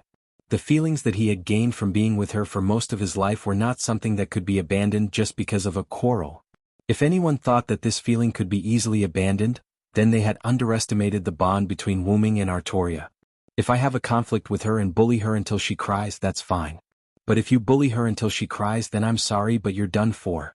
You'll die a horrible death, the kind that doesn't even leave behind a trace. Artoria was that she, and Wuming was that I. When it came to Artoria, Wuming would never give in, not even half a step. Wuming estimated that this matter might not have much to do with the Magus King, but the singularity was indeed caused by the Magus King in the beginning. And Wuming could not find trouble with the Magus King at the moment, so he could only take the right approach. Calculating the time, Tachika and the others should have arrived at the Holy City by now, Wuming thought. He decided to go to the Holy City first to meet up with Gadotsi and the others. But right now Gapril, who was in a coma, had yet to wake up. Wuming did not dare to let her move freely, and restricting her movements was not appropriate either. So Wuming decided to wait until Gapril woke up. Of course, Wuming could also choose to heal Gapril and take the initiative to wake her up. But because Wuming wanted to punish Gapril, he chose to let her recover on her own. However, things were different now. Wuming had to hurry. With that in mind, Wuming stood up from the sofa and walked out of the room. Aben was quite perceptive. He took the initiative to open a door on the wall not far away. If he was not mistaken, that door should be Jillian's room. Thinking so, Wuming walked to the front of Gypsy's door and politely knocked on the door. However, how could the unconscious Gapril possibly respond to Wuming? Wuming knocking on the door was just a mischievous act. After knocking on the door, Wuming pushed the door open and entered.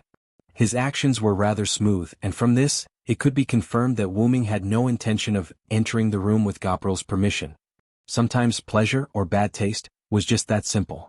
Wuming subconsciously looked around when he entered Gapril's room. A room that looked no different from the other Skywings entered Wuming's eyes. The plain walls, the plain bed, and the plain table served as a foil to the angelic girl's beauty and purity. Gapril was like a sleeping beauty, quietly lying on her simple and unadorned bed.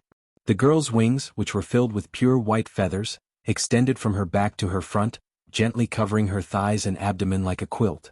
The girl's eyes were closed and her beautiful face was exposed to the air. The girl's hands were crossed and placed above her abdomen and below her chest. Her chest rose and fell as if she was having a sweet dream. Wuming, who was immersed in the picture of Sleeping Beauty, sighed. Afterward, Wuming walked over to the bed and sat down. She's clearly in the posture of a slender girl, so why is she a combat weapon? Could it be that Artemis has some sort of special fetish? Wuming jokingly muttered to himself. Looking at her slender body, no one would have imagined that such a girl could erupt with destructive power. She's beautiful on the outside. If only the hearts of Skywings could be as beautiful as a girl's. Wuming sighed. Beautiful things had a beautiful interior, and this was something that every normal person yearned for. However, the hearts of Skywing girls were not as beautiful as they looked. It would not be an exaggeration to say that they were bloodthirsty. They were combat weapons, and they were weapons that were originally created with the goal of killing gods. Moreover, for some reason, Skywing girls had an interest in collecting heads. This meant that Skywing girls were not suited for human life. It was a good thing that Wuming did not require them to completely integrate into human life. Not being able to fight at will was akin to hell for them. Wuming understood the principle that one's temperament had to be changed bit by bit. When things reached an extreme, they could only move in the opposite direction. It was precisely because of this that Wuming had summoned the Skywing girls to help at this particular point. Although he did not know how much time had passed in their world, they must be feeling rather uncomfortable because they could not fight as they wished. In that case he would let them release some pressure. Not only that, but their arrival could also help Wuming. This was a plan that could kill two birds with one stone. Was a sure win. However, who would have thought that these Skywings would be summoned as berserkers? Their adaptability to the berserker class allowed the Skywing girls to reach the highest level of berserk. Moreover, because it was not a normal summon, this level of berserk gave them a chance to break away from their master's orders. The plan to let the Skywings release the pressure in their hearts had failed because the Skywings were too prone to losing their minds in their current state. The plan to let the Skywings help also failed because the Skywings, who were prone to losing their minds, had no way of helping Wuming. Wuming even wondered if he had hidden his luck. This was simply a case of misfortune never coming singly. Wait a minute. Wuming looked at Gopril's beautiful face and suddenly realized something. If I use Vitality Incarnation, can I suppress Gopril's berserk? Yes, Wuming suddenly thought of his own authority. Since Wuming's origin dragon became stronger after the baptism of origin, Wuming hardly used Vitality Incarnation. The only time he used it recently was to restore the life of No Name. The reason why he did not use this incarnation was very simple: it was just too useless. Vitality Incarnation could provide Wuming with spring-like vitality. Not only could it recover injuries and mana, but it could also resist negative effects such as curses. However, after going through the origin baptism, Silent Dragon's recovery ability wasn't weak. Injuries and mana could be recovered quickly, and the origin dragon's body was also immune to negative effects. Therefore, Wuming basically did not use Vitality Incarnation. So, since Wuming could not use it, could this incarnation work on a servant who had fallen into berserk?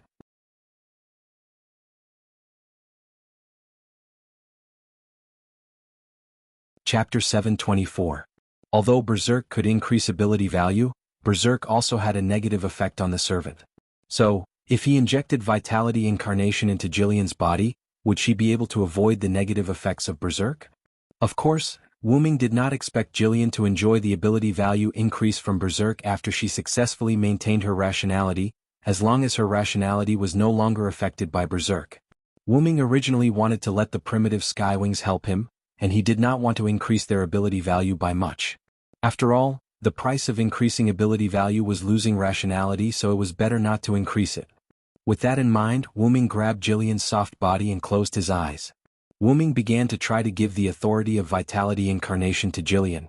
After all, Wuming had never tried to give authority to a servant.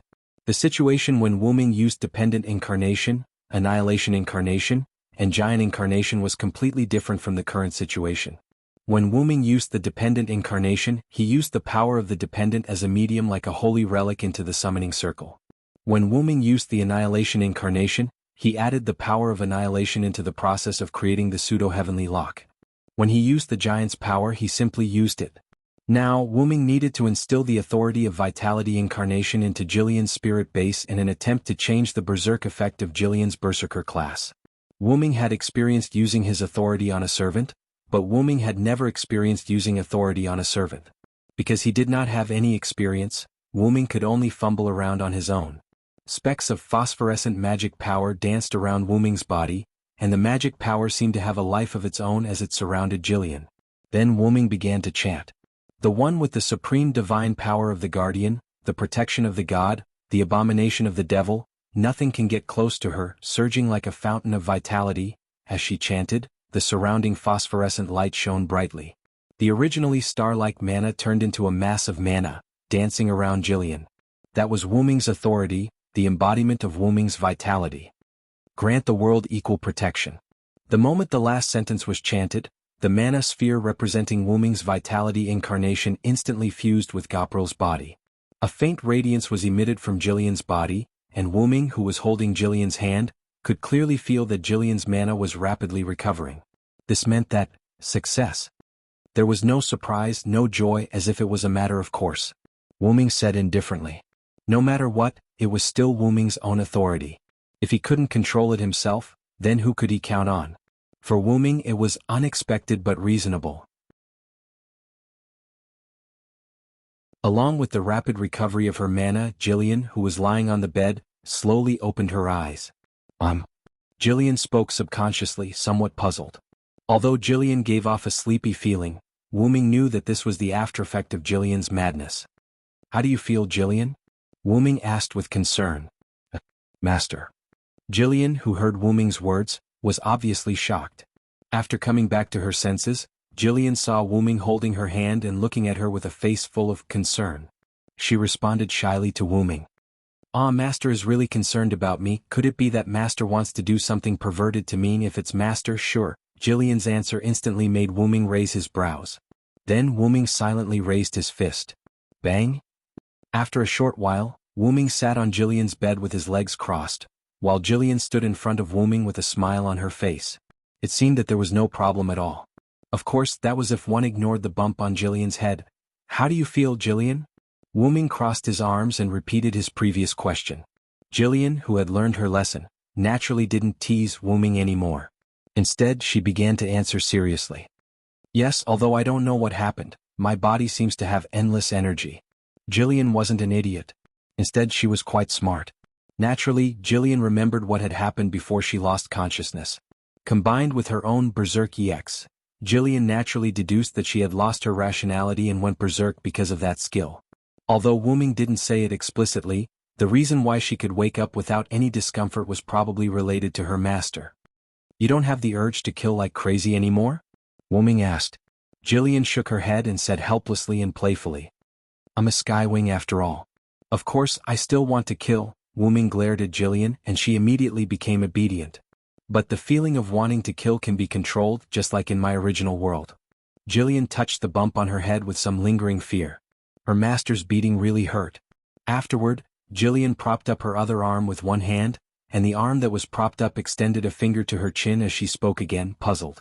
Not only that, I realized that compared to before I'm calmer, as if the urge has been eliminated, right? Wuming answered for Jillian in advance. Yes, that's right. That's it. Not only that, even if I'm angry I can only feel it a little. My anger seems to have been soothed by something. Gillyre sighed. This feeling was a little uncomfortable for her.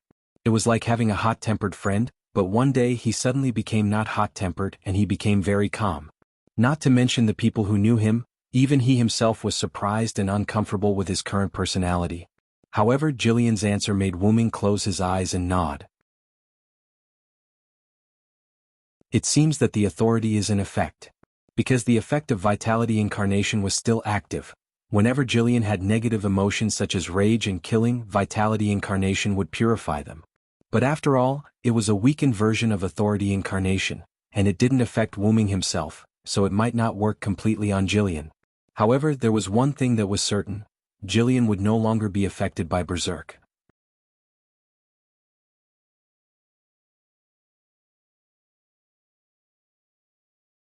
Chapter 725. Wuming told Jillian what he had done to Jillian. Then Jillian knelt down on one knee in shock. Lord Wuming, please forgive me for being blunt, but your gift is too precious. After knowing that Wuming had bestowed her with God's authority by slaying a god, she immediately became very serious. Although Gopril usually looked very playful, that was just her appearance. Every Skywing was serious and bloodthirsty, and Gopril was no exception. Once something serious happened, Gopril would become serious just like now. Even Gopril's address for Wuming changed from Master to Lord Wuming because she became serious. Is that what you think, Gopril? Wuming smiled helplessly and shook his head. But I think it's a good deal. A dispensable authority incarnation in exchange for a rational helper. No matter how Wuming thought about it, he was the one who profited. Lord Wuming, I can feel the power of authority in my body. Gopril looked into Wuming's eyes. Even if I've been emitting magic power, the magic power in my body hasn't decreased in the slightest, and it's still full. That was the effect of the authority Wuming bestowed on Gopril. Not only that, but I also feel the surging vitality in my body all the time, as if it's about to break out of my body. That was naturally the effect of vitality incarnation. The endless vitality could quickly replenish and heal injuries. Gopril estimated that even if she was seriously injured, she would not need to go to the repair device to recover. In just a few minutes, the serious injury would disappear, and she would recover to her peak strength. Through these visible effects, Gopril also understood how powerful this power was. It was too wasteful to give such power to her. If Wuming kept it, it could be used as a trump card. Therefore this subordinate believes that for such a precious authority, you should keep it instead of giving it to this subordinate. I don't agree with you, Gapril. Wuming gave Gapril a negative opinion. It's a real waste not to use the authority because it's precious and you're afraid of wasting it. Wuming's words made Gapril stunned, but it was not without reason. Even if something was precious, it had a use. If you chose not to use it because it was precious and kept it for safekeeping, then that item would definitely be shamed. Just like money, no matter how much money you earned, if you didn't use it, you would still be a pile of dirt after you died. To put it simply, Wu Ming was a person who believed in making the best use of everything.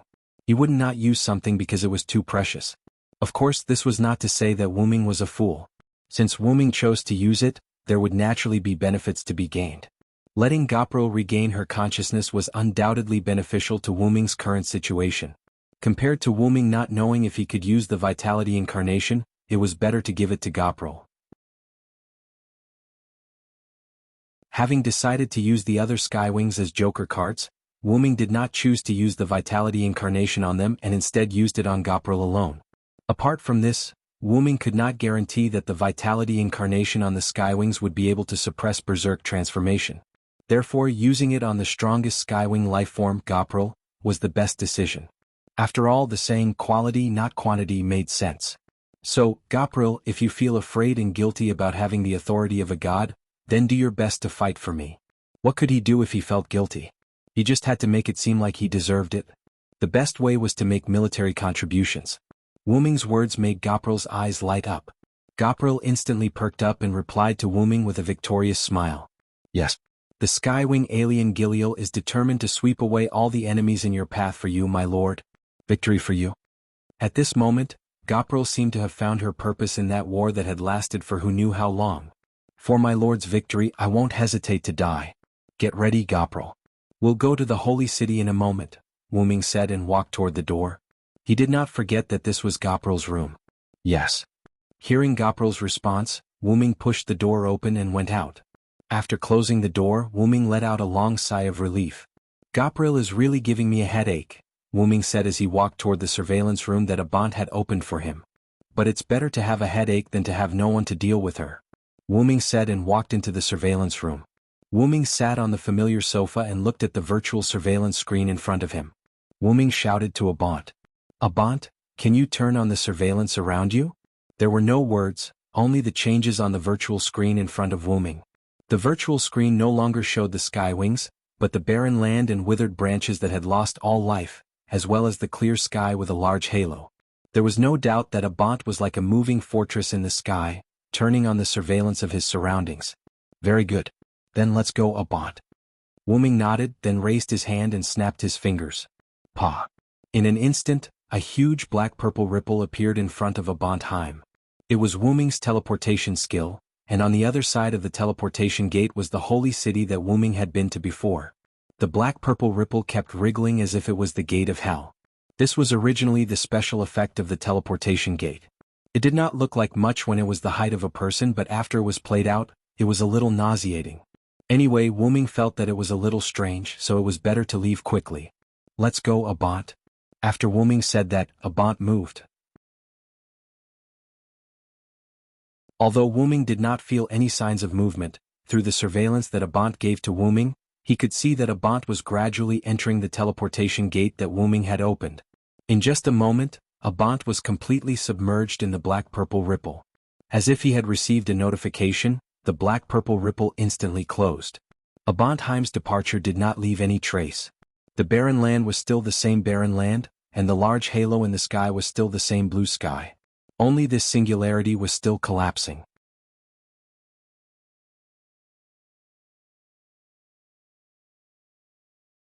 Chapter 726. The pure white city walls stood on the plains, surrounding the last pure land on this land. The current holy city was called Camelot. It was a holy city with chalk walls. It was built on these ruins. A large group of refugees surrounded the gate of the holy city. They looked up at the holy city from time to time.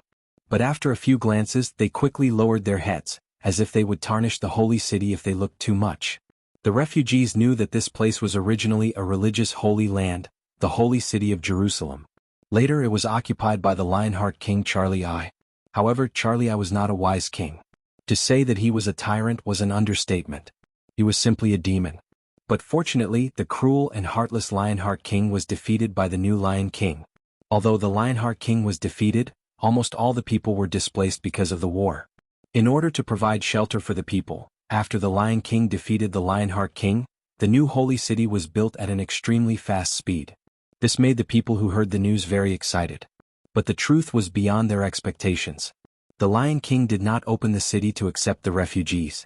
Instead, he closed the city gate and did not allow the refugees to enter at will. Moreover, he also ordered that the holy city would hold a holy selection every once in a while. As long as they passed the holy selection, they could enter the holy city and start a new life.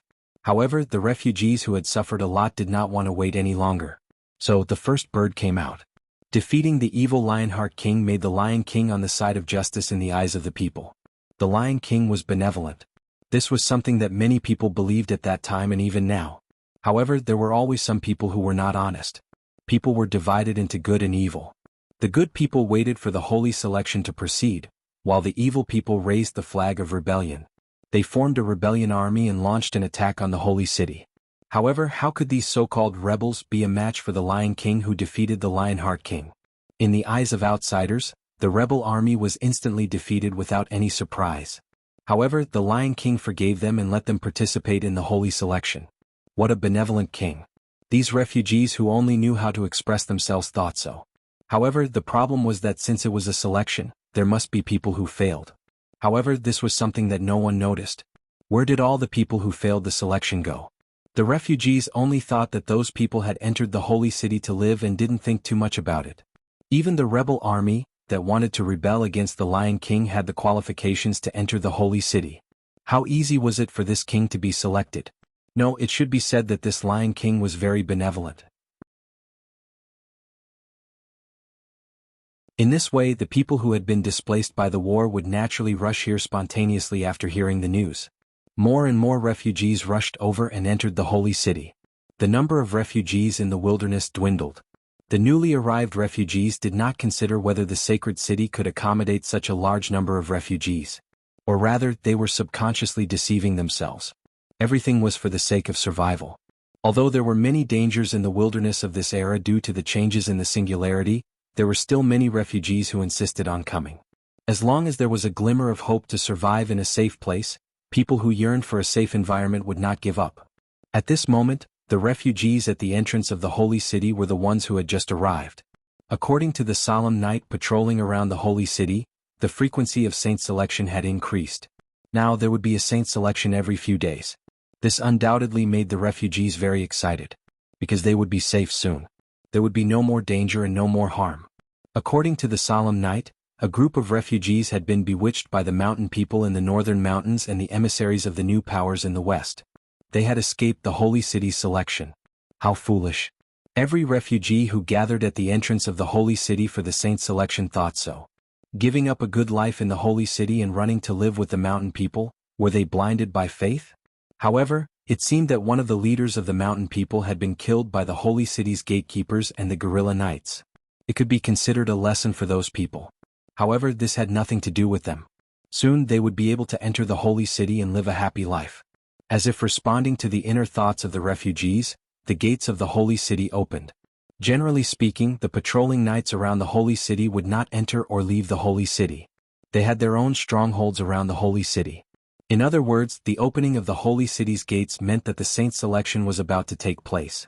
Immediately after, the sound of steel armor stepping on the ground came from the holy city's gates. Then, the sound of uniform footsteps, exuding a surging aura, entered the ears of the refugees. All the refugees stood up excitedly and looked at the holy city's gatekeeper, Sir Gawain, who was leading the solemn knights to conduct the saint selection. Without the slightest change, the knights of solemnity surrounded the refugees as if they were preparing for a ceremony. Gawain walked into the encirclement of the solemn knights. He was about to begin the saint selection as usual. At this moment, there was a sudden commotion among the refugees. Gawain frowned. Could it be that someone would appear this time to stop the saint selection? Could it be the master of Chaldea, who represents the new power, or is it Hassan again? Gawain shook his head.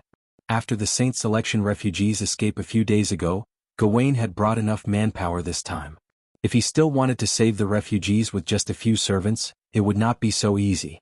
However, I still have to be wary of that winged guy, Gawain muttered to himself. As the representative of the new power, Chaldea's master was indeed not powerful enough. However, Berserker, who had wings like an angel, made Gawain take it a little seriously. As expected of the holy spear that could withstand the holy spear that the king released when he woke up. The people of that new power are indeed very strong. If it were not for the problem of leaving, Gawain would have been more than happy to go all out and have a good fight with that angel. Gawain shook his head. The most important thing now was to proceed with the saint selection smoothly. Otherwise he would not be able to explain himself to Gawain. Silence! Gawain shouted and the restless crowd calmed down. However, they all looked at the sky behind them. Gawain was taken aback, then realized something. The holy city was behind him. Could it be that the enemy had launched an air attack? Gawain turned his head and looked at the sky. What he saw made his pupils shrink. For some reason, a huge purplish-black ripple suddenly appeared high in the sky. However, that was not the main point. The main point was the thing that appeared from the purplish-black ripple. It was a huge floating tree.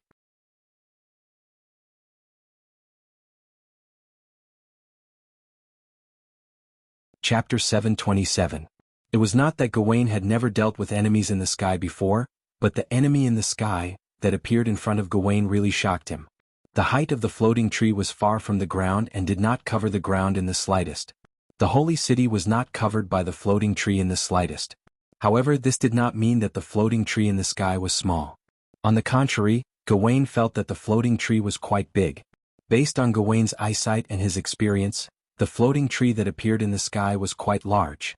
In any case, it was definitely not smaller than the holy city behind him. The reason why the holy city was not covered by the shadow of the floating tree that appeared in the sky above the holy city was entirely because the new floating tree was too tall. Could it be the new force that appeared? Gawain frowned. When he fought with the angel, not long ago, the angel revealed some things. Because it was just a hurried fight, the angel did not announce its name and the name of the force. However, Gawain felt that the new floating tree was related to the angel. Judging from the evidence, the two were indeed closely related. The angel had wings and the floating tree was extremely high in the sky. Other than flying, Gawain did not know any other way to enter the floating tree.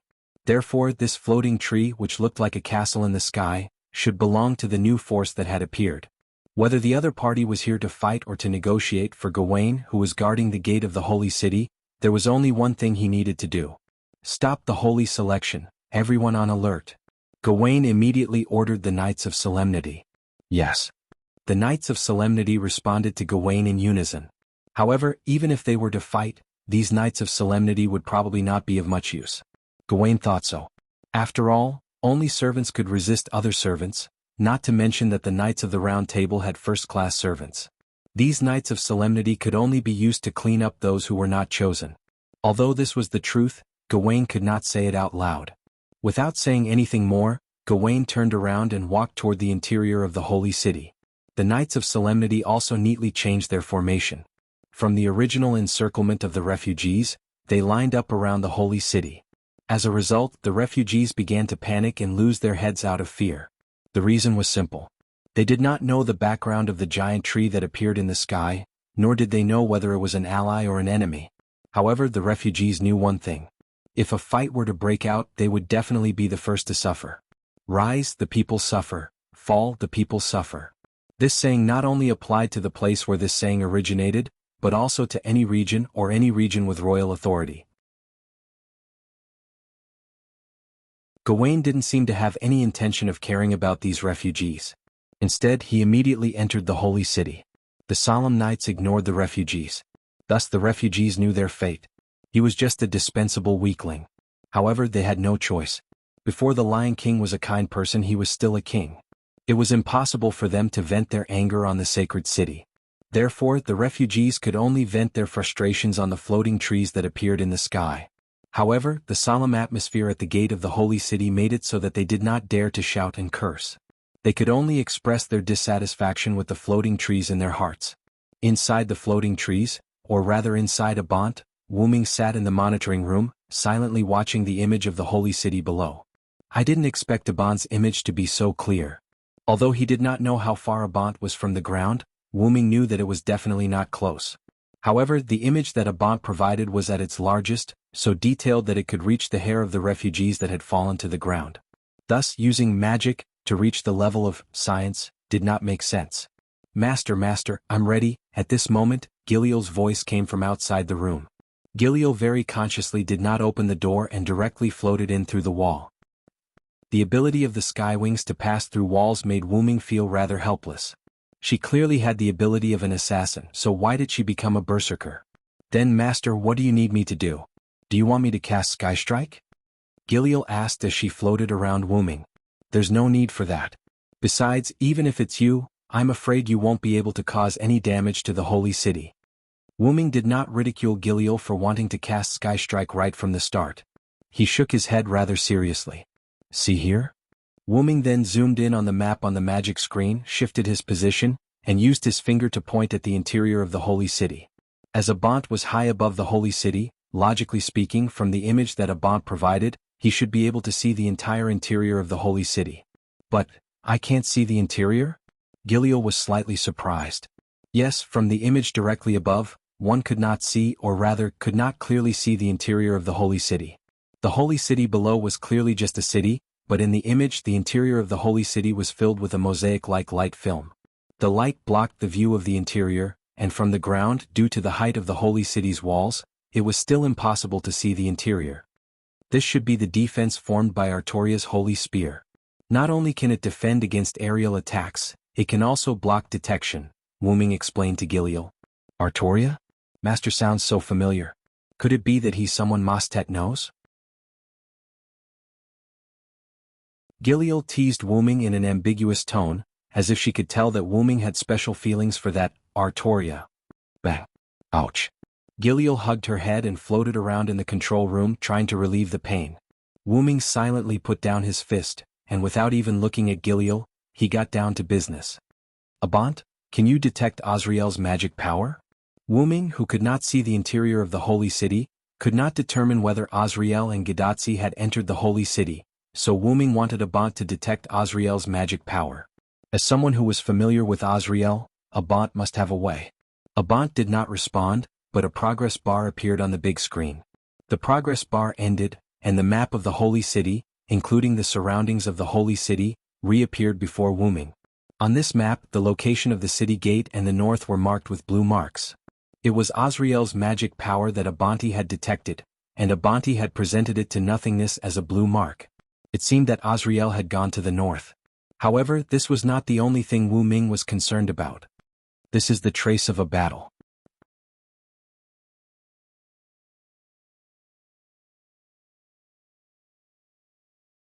Chapter 728. Wasn't it obvious? Wuming ordered Azrael to secretly follow Gadatsi and the others. She would not appear unless it was absolutely necessary. However, Abant detected a lot of Azrael's magic power. Wasn't it obvious that Azrael had fought? And Wuming felt that the magic power left behind was more like a mark left by Azrael than a trace of a battle. It was normal for a servant to leave behind magic power from a battle. Therefore, Gawain did not deliberately remove the residual magic power. And Gawain's inaction left Azrael's mark behind. The magic power left by Azrael extended all the way to the north. In other words, Gadatsi and the others retreated to the north. Could it be that Tachika and the others just happened to encounter the Saint-Elect? Wuming guessed. As the emissary who wanted to see the Lion King, Gadatsi and the others would not have a conflict for no reason. And the only thing that could make Gadatsi and the others have a conflict with the Holy City was the Saint-Elect. After all, Artoria was not an unreasonable person. Even if she was deified by the Holy Lance and became the goddess Lungaminiad, if Gadatsi and the others asked for an audience, Artoria would most likely agree.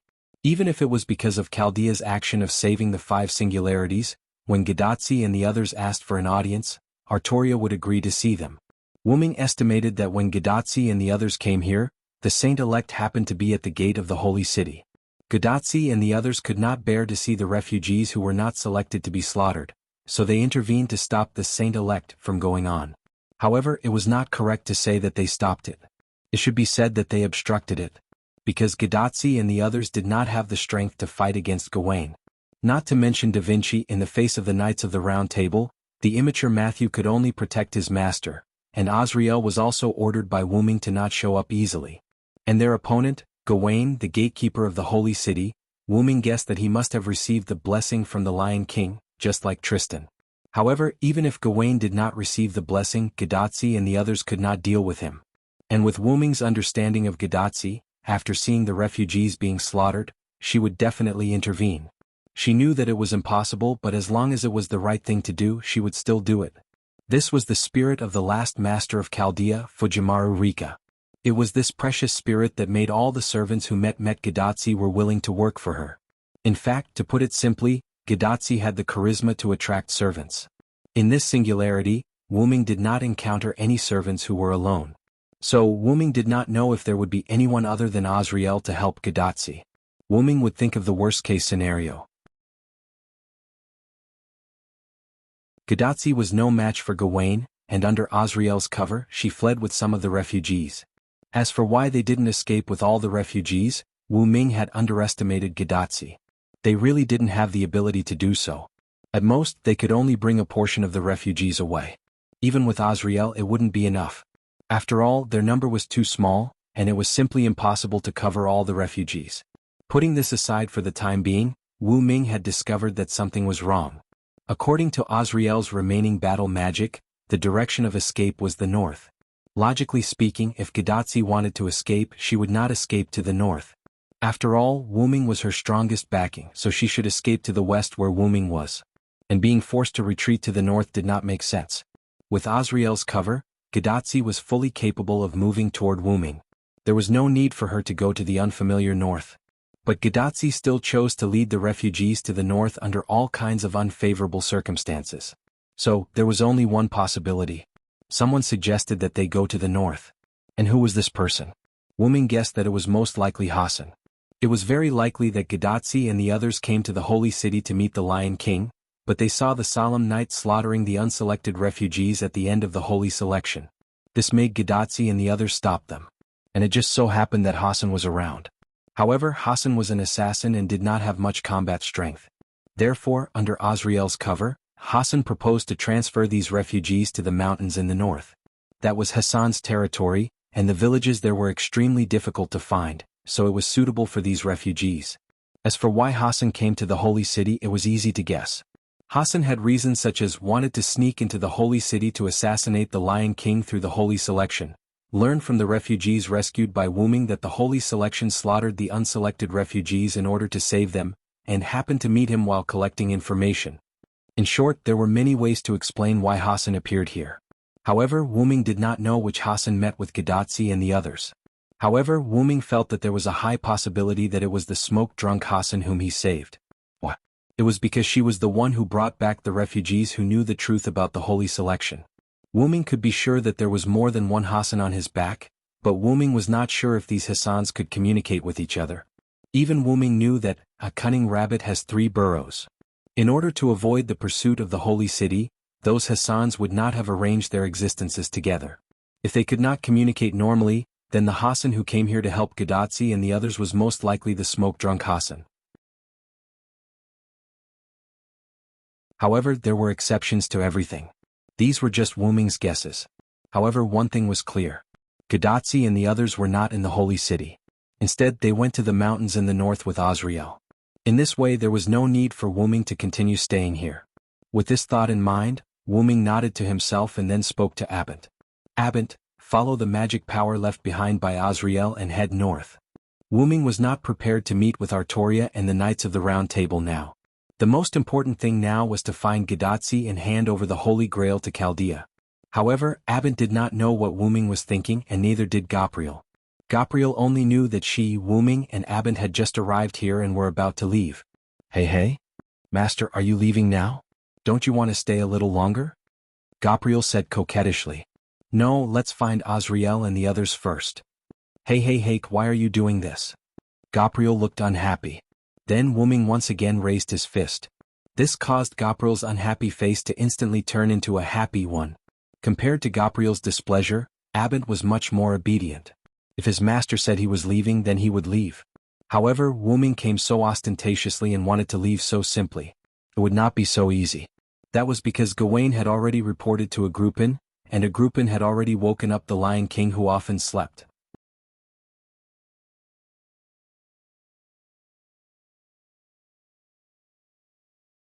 Chapter 729. On the tallest spire in the center of the holy city, the Lion King stood alone on an open platform with the holy spear in her hand. Her eyes glowing with golden divinity, Artoria looked at the floating tree in the sky that had begun to move toward the north. Villo? Artoria muttered Wu Ming's name as she looked at the floating tree. In the holy city, Gawain returned to the gate of the holy city. He had already reported to Egwuin, and Egwuin said that he had already awakened the king when the enemy appeared. The king also said that he would attack the third party that provoked the holy city. After that, Gawain returned to the gate of the holy city after Egwuin gave him a few more instructions. Gawain was determined to be the king's tool, so without Artoria's instructions, Gawain would not do anything else. What he needed to do next was to continue the holy purification and clean up the humans who were not qualified. Continue the holy purification, Knights of Solemnity in position. Following Gawain's order, the Knights of Solemnity surrounded the refugees again. The refugees' faces turned from joy to horror as they began the massacre. Ignoring the refugees' screams, Gawain turned around. None of them are qualified. Recalling what Egwuin told him, Gawain shook his head. He said that it was the king who told him to immediately carry out the holy purification. Although he did not know why it was so urgent as a tool, Gawain chose to follow the order. Seeing that most of the refugees had been killed, Gawain shook his head and entered the holy city. Looks like there aren't many people who are qualified to enter the holy city. The Knights of Solemnity would take care of the remaining traces. In the sky, in Abante's monitoring room, Wu Ming naturally saw the scene of the refugees being slaughtered, but there was nothing he could do, because Wu Ming found that Artoria had locked onto him.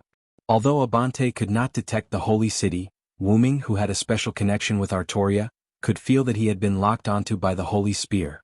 Artoria did not allow Wu Ming to interfere with the holy purification because she wanted to prove her determination to Wu Ming. And Wu Ming was not a saint, so he would not risk being attacked by the holy spear to save the refugees. Previously, he had only done what he could to save those refugees at the gates of the holy city. The reason why he saved the refugees from Tristan's hands was also because it was within his capabilities. Of course, there was also the matter of face. Those refugees were saved by him, so if they were killed in front of Silent Wonder, then Silent Wonder would lose face. This time, however, it was different. Abante was high up in the sky, far from the ground. Furthermore, Lungo Minyad had locked onto him. This was a ceremony to prove Artoria's decision to Wu Ming. If Wu Ming messed up, Artoria wouldn't be polite. More importantly, if Wu Ming made a move, he might have a falling out with Artoria. If Silent Wonder had been summoned normally as Varen, then as a knight, he would have been influenced by the spirit base to prevent the refugees from being massacred, but it was a pity. Wu Ming added his main body's authority to this spirit base, summoning the Skywing species and Abante. This spirit base was no longer a pure British silver dragon Varosiris Ed, but the dominant one was the origin dragon, Wu Ming. Even though the two of them were the same person. Abante, speed up and continue to move north, Wu Ming urged Abante. Wu Ming, who had never been to the north, could not use the portal, so he could only use Abante as a vehicle to move. Abant sped up and headed north without stopping. Wu Ming opened the portal and walked in. After walking out of the portal, Wu Ming arrived outside of Abante. Wu Ming silently looked at the tallest tower in the center of the holy city below. It was strange, as if Artoria had removed the shield. Wu Ming saw Artoria standing at the top of the tallest tower in the holy city. Artoria also raised her head and looked at Wu Ming. Neither of them spoke. Wu Ming read some of Artoria's thoughts from her eyes. Artoria's determination showed that she would save people in her own way. Even Wu Ming could not change her mind. However, Wu Ming just smiled. He did not think that the first Hassan was wrong. He would definitely come back to save Artoria, who was deeply deified. He waved his hand again and the black and purple ripples swallowed Wu Ming. Abante, who was moving north, had also moved a large distance. He was almost out of the sky around the holy city. The two met again and it ended abruptly. Lord Vero? My king? Guinevere was hiding behind one of the buildings on the platform where Artoria was. He was muttering Wu Ming and Artoria's names. Let's go back, Guinevere. Artoria's sudden voice startled Guinevere. Yes, yes. On the other side, Egwuin, who was in the tower of the holy city, saw the floating tree safely leave. He could not help but frown. His king promised him to destroy the enemy, and he did not keep his promise. However, even if his king did not keep his promise, he would not be dissatisfied. It was not something he should think about. Shaking his head silently, Aguawan went to welcome Artoria's return. What he needed to do was to eliminate all the enemies, and then sacrifice them all for the sake of his king's great cause. That was all. On Abante's side, Wuming was sitting on the sofa, thinking about the next step of his plan. Artoria had really changed. She was not the kind of person who would do things her own way. As long as someone advised her to do something, she would think about it and ask for more. However, this meeting between Wuming and Artoria made Wuming see that Artoria, as King Wuming, was not determined because she had become the goddess Lungaminiad. In short, she was on the wrong path. For people who were on the wrong path, what they needed was to be pulled up. According to First Hassan, saving the Lion King would not only require Wuming's power, but also the power of the silver arm. If I'm not wrong, Bedivere must be in this singularity. However, it was not easy to find someone who could move in a sea of people. It was wiser to meet up with Gadotsi and the others. At this time, Abante gave Wuming a hint. On the magic screen provided by Abante, Wuming saw a team of knights with the symbol of the holy city's Lion King. The leader was one of the knights of the Round Table that Wuming was familiar with, Lancelot.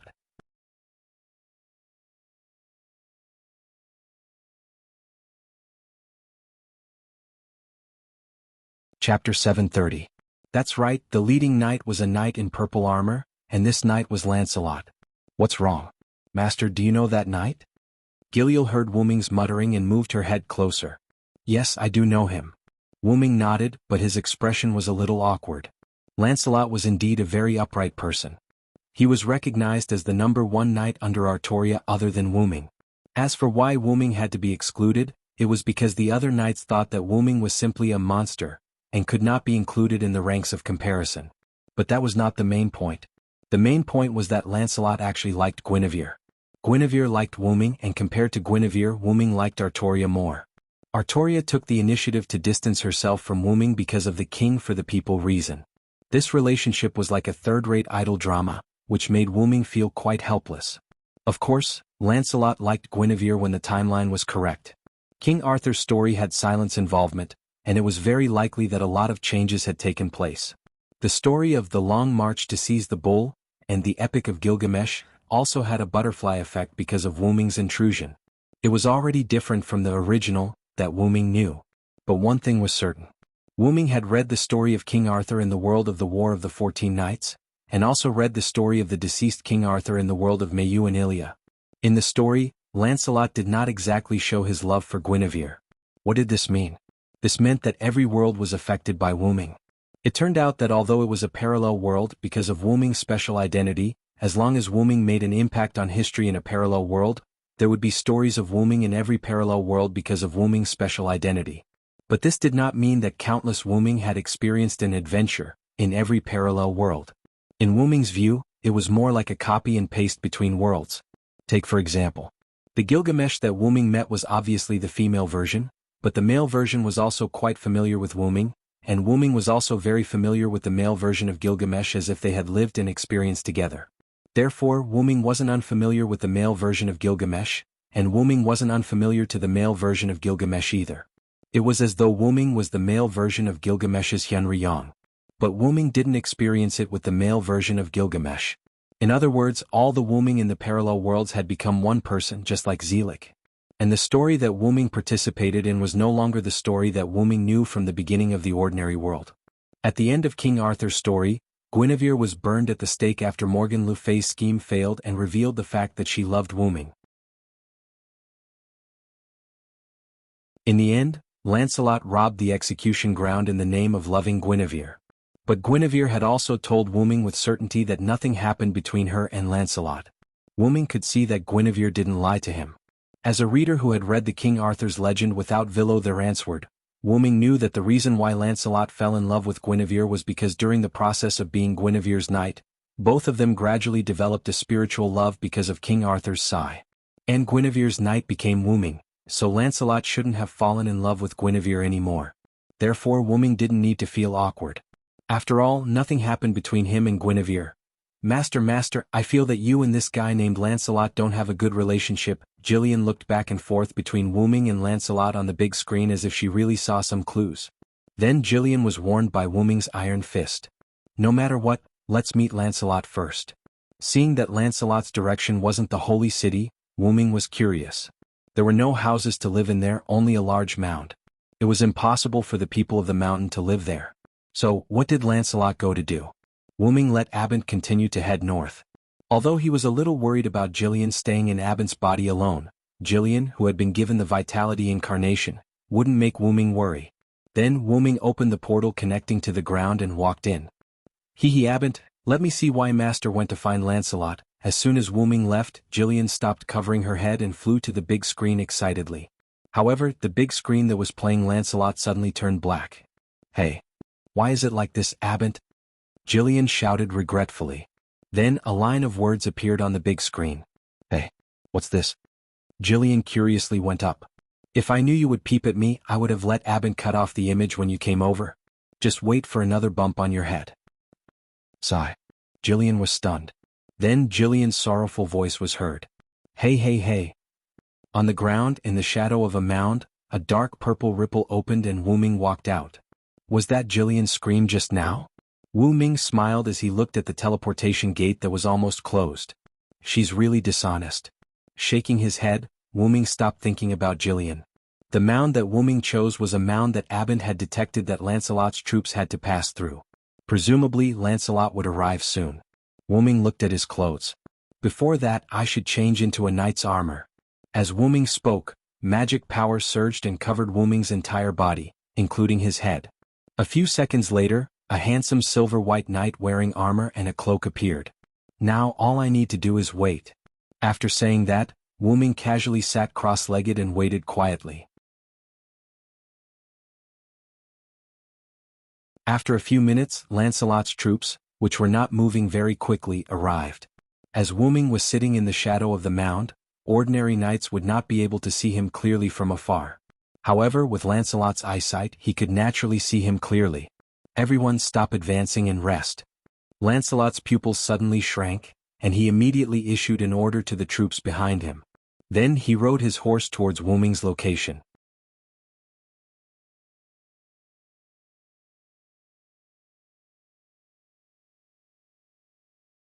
Chapter 731.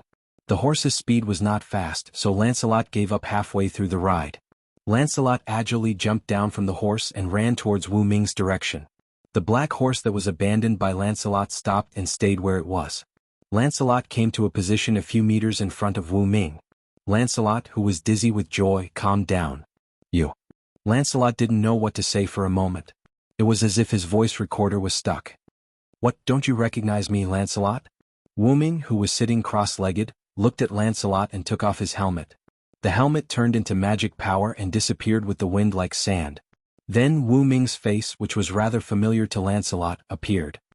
"Servillo, it's really you?" Lancelot instantly became agitated, but immediately after, Lancelot put on a sorrowful look. "If you came a little earlier, how good would that be?" Lancelot's tone was full of helplessness. "Are you referring to the matters regarding our king?" Although the relationship between Wu Ming and Artoria was known by Guinevere, and the other Knights of the Round Table also saw some clues, but in front of the Knights of the Round Table, Wu Ming still called Artoria, "our king." "Yes, Servillo, if you came a little earlier, maybe you could save our king." Lancelot nodded. Regarding this point, Silent Wonder admitted that he and Lancelot had the same thoughts. If he came here a little earlier, Artoria wouldn't have become like this, assimilated by the goddess. But it's not too late now. After the first Hassan reminded Wu Ming also understood that he could still save Artoria with his own strength and the silver arm. "By the way, Lancelot, you look a little different from Gao Wenqing and the others." Wu Ming looked at Lancelot meaningfully. Of course, Wu Ming was referring to Lancelot's attitude towards Artoria. The other knights were all loyal to Artoria. No matter what happened to Artoria, they would not feel sad about it. But Lancelot was very sad because of the change of the king, and this sadness burst out when he saw Wu Ming. "You're right, Servillo, I feel sad about it." Lancelot nodded. "Our king's current approach is not right. I wanted to stand on the opposite side of our king and fight our king with Guy." Lancelot said as if he was reminiscing. "However, only you, Lord Varen, can save our king. This is what Kai, Lamarck, Gaholis, and the others who stand against our king all agree on." Lancelot closed his eyes as he spoke. Hearing Lancelot's words, Wu Ming recalled the faces of Guy and the others. Just like how Wu Ming was familiar with them, they were also familiar with Wu Ming. They believed that the Lion King could be saved by Wu Ming. "I'm a sinner. I betrayed our king and I don't want to betray him again. So, like Gawain, I chose to stand on the side of our king and become a knight who will listen to our king." But Lancelot opened his eyes, which were filled with sadness and pain.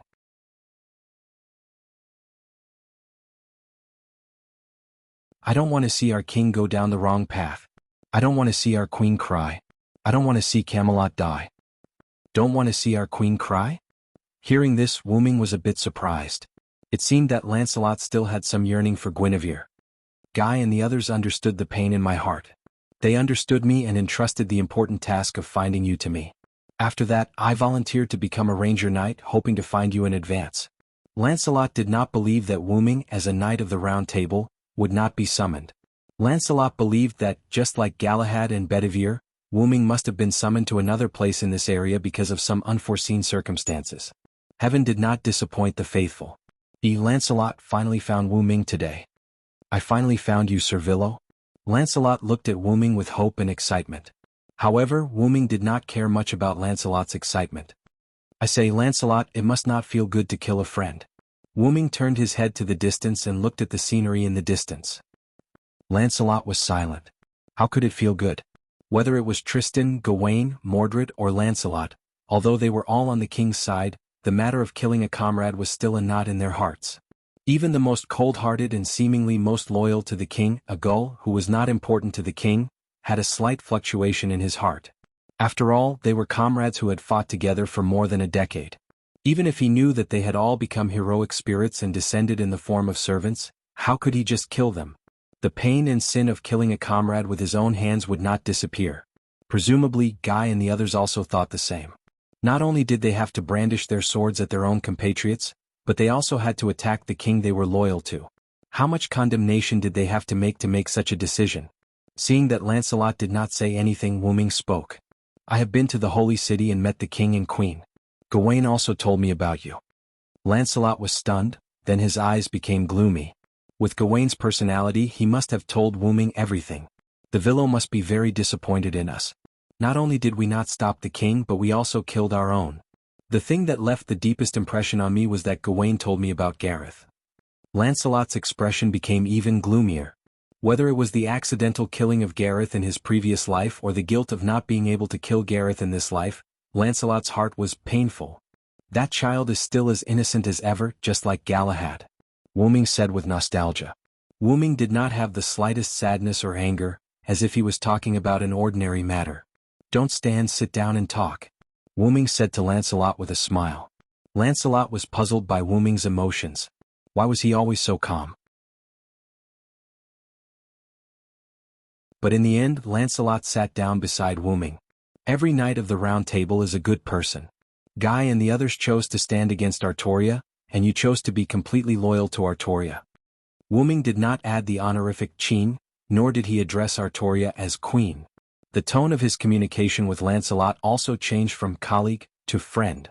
"Whether it is you or them, you all acted for your own beliefs. I don't think there is anything to be sad about."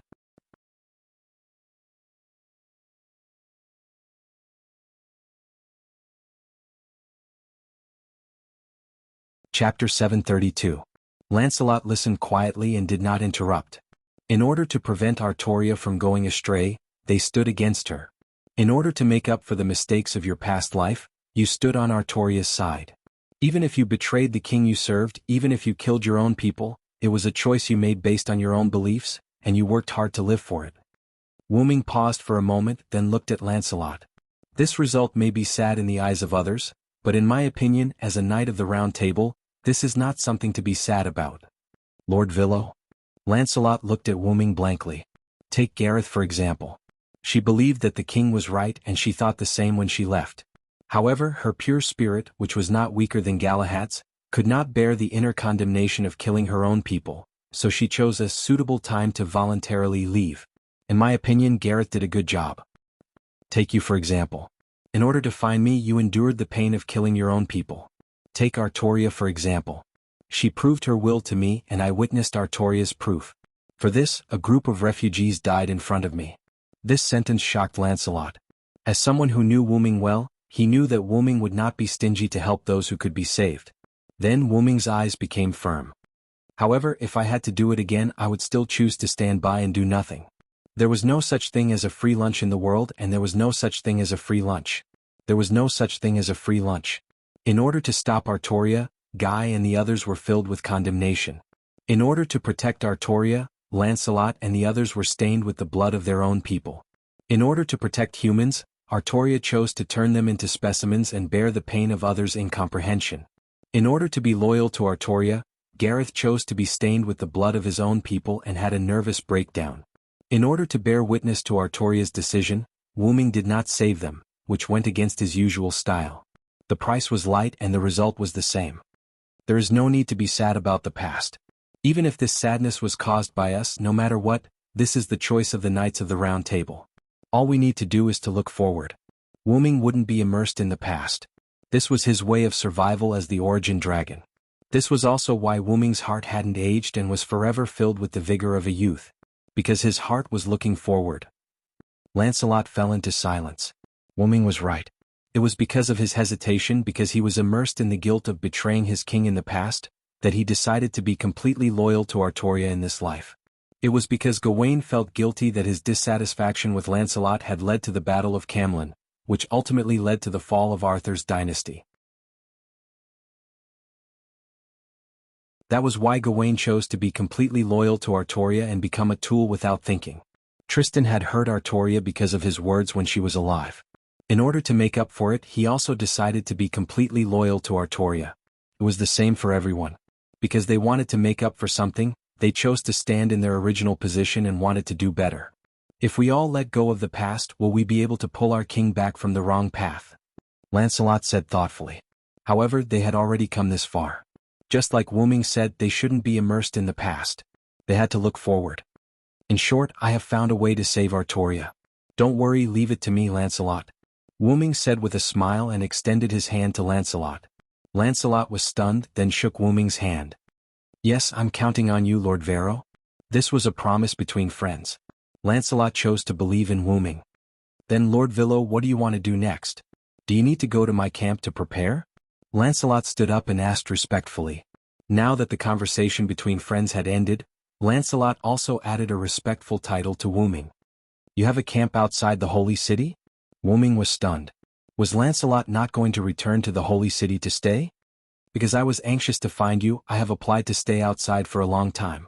My king also agreed to my application, so I have my own camp, Lancelot explained. Since you have a camp, then let's go take a look. So Wu Ming joined Lancelot's team and set off together. In Abanti's body, Giliel had stopped Abanti's actions. Abanti had brought her to the sky above the northern mountains. Next, she needed Wu Ming's instructions. So slow, master, Giliel said in boredom as she rolled around in the air. However, at this moment, Wu Ming was already on the way to Lancelot's camp. Wu Ming rode a magically created horse and walked side by side with Lancelot at the front of the team. By the way, Mordred is also a guerrilla knight, right? Does she also have her own camp outside the Holy City? Wu Ming asked curiously. No. Mordred's words are a little special. Lancelot's expression became subtle when talking about Mordred. My king did not prepare a residence for Mordred in the Holy City, but Mordred should not have a residence outside. Due to Mordred's personality, she did not have a fixed residence. Moreover, she did not bring many knights with her. It could be said that compared to Lancelot, Mordred was a true guerrilla knight. As expected of her. Wu Ming's mouth twitched slightly. By the way, does Lord Villo know about Chaldea? Lancelot suddenly asked. Oh, are you talking about the last master? Wu Ming had a smile on his face. As expected, you know about the existence of Chaldea. Lancelot nodded and began his explanation. Yesterday, the master of Chaldea and the mountain folk in the north fled to the northern mountains with a group of St. Bard refugees. I happened to be nearby and was ordered to pursue them by agronomy. Guerrilla knights seemed to be a noble title, but in fact they were scouts and vanguards. To put it bluntly, if something happened, they would be the first to go up to the Holy City. The reason why Tristan was often sent out by agronomy was because of the instability of the guerrilla knights. After all, if you were here today you might be there tomorrow. You really pursued them? Wu Ming looked at Lancelot with a strange and subtle expression. After all, Matthew, who was possessed by Galahad, was among them.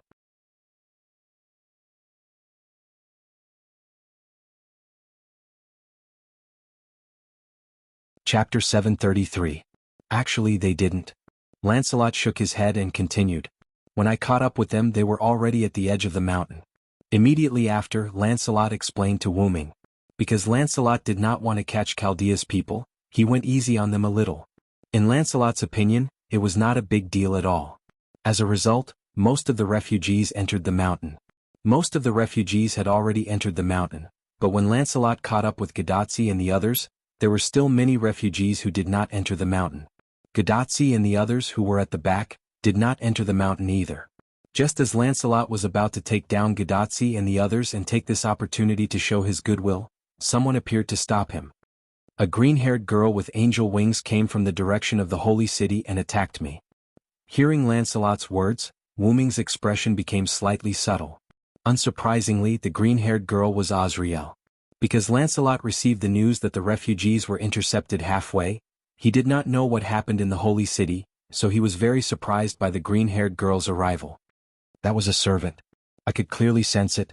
Lancelot's expression became serious. That servant is not weaker than me. If we continue to fight, the possibility of me losing is very high. It was normal for Lancelot to think that he was no match for Azrael. Putting aside Azrael's age and combat experience, the Skywing race was a fighting race, a god-slaying weapon. In a melee, Lancelot might not be able to gain an advantage over Azrael. Moreover, Azrael was a mage. A sky strike was enough to make Lancelot suffer, not to mention other kinds of magic. I really did not expect that the Master of Chaldea would have such a strong person protecting him. Because of my fight with the green-haired girl, the Master of Chaldea took the opportunity to enter the mountain. After Lancelot finished speaking, he looked at Wu Ming. He felt that Wu Ming seemed to have something to say from the start. Sir Villo, do you have something to say? Lancelot asked, puzzled. No, a little bit. Wu Ming shook his head, then paused and nodded. It's better not to explain too much to Lancelot. Of course, this didn't mean that Wu Ming was prepared to hide everything. He would still tell Wu Ming about his relationship with Chaldea. By the way, Lancelot, do you know that I'm actually quite close to Chaldea? Wu Ming's revelation made Lancelot's eyes widen. Really? Lord Villo, you've already established a good relationship with the Master of Chaldea? It seems like my actions were unnecessary. Lancelot shook his head in self-mockery. Wu Ming wasn't bothered by Lancelot's self-mockery. Then Wu Ming continued. You should know that Galahad is the servant of Master Chaldea. Nay.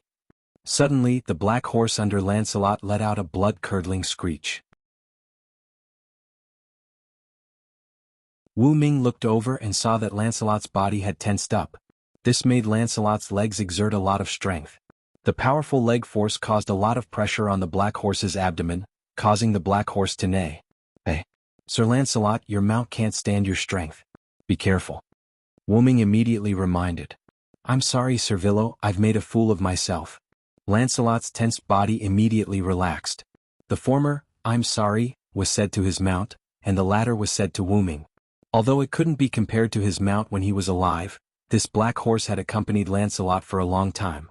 Lancelot also had some feelings for this black horse. Look at you. You don't seem to know that Galahad is the servant of Master Chaldea. Wu Ming's words made Lancelot feel awkward. I really don't know. Lancelot replied rather awkwardly. Although Lancelot had caught up with Gadazzi and the others, because of Azrael's interception, Lancelot didn't really meet with Gadazzi and even Matthew. He also didn't know that the person Galahad possessed was Matthew. Now that Wu Ming said this, Lancelot was shocked. But, Sir Villo, although I didn't have close contact with Master Chaldea, I saw Chaldea's group in the distance. It seems that my son isn't among them. This was true. Lancelot had caught up with Gadazzi and the others. Although he didn't do anything, Lancelot glanced at Chaldea's group from a distance. However, because the distance was too far, Lancelot couldn't effectively perceive Galahad's aura, and Lancelot didn't find his son, so he didn't pay attention. It's normal that you didn't notice because Galahad had given its power to a girl and then fell into a deep sleep.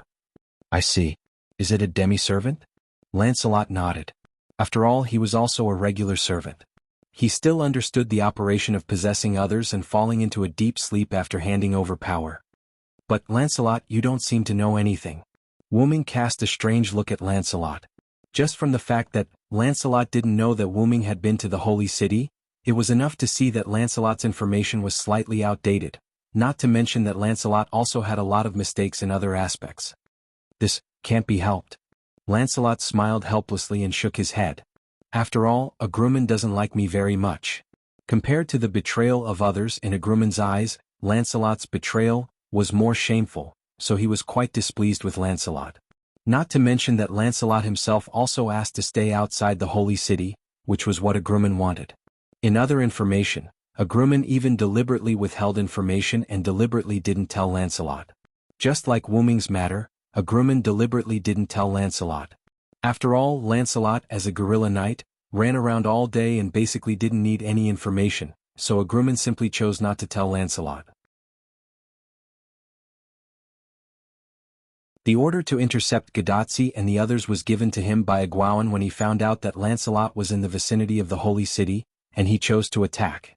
Before that, Lancelot didn't even know that Chaldea's people had come here. He only knew that Chaldea would come. You are really pitiful. Wu Ming helplessly shook his head. I don't feel pitiful, a Grumman doing this. I also feel that I am peaceful. After all, there were no complicated orders, which was also beneficial for Lancelot to find Wu Ming. Although now he found him and also found his son. Son? Wait a minute. Lancelot stopped the horse. My son seems to have become a daughter?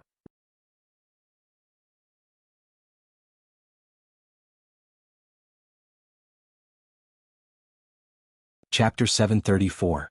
That's true, but whether the other party recognizes you as his father, or not is another matter. Wu Ming attacked mercilessly. Wu Ming was not very familiar with Matthew, but he was not a stranger either. In Wu Ming's opinion, Matthew was not the kind of child who would casually recognize others as his father, but this was not certain. After all, Matthew's spirit base belonged to Galahad, and refugees would be affected.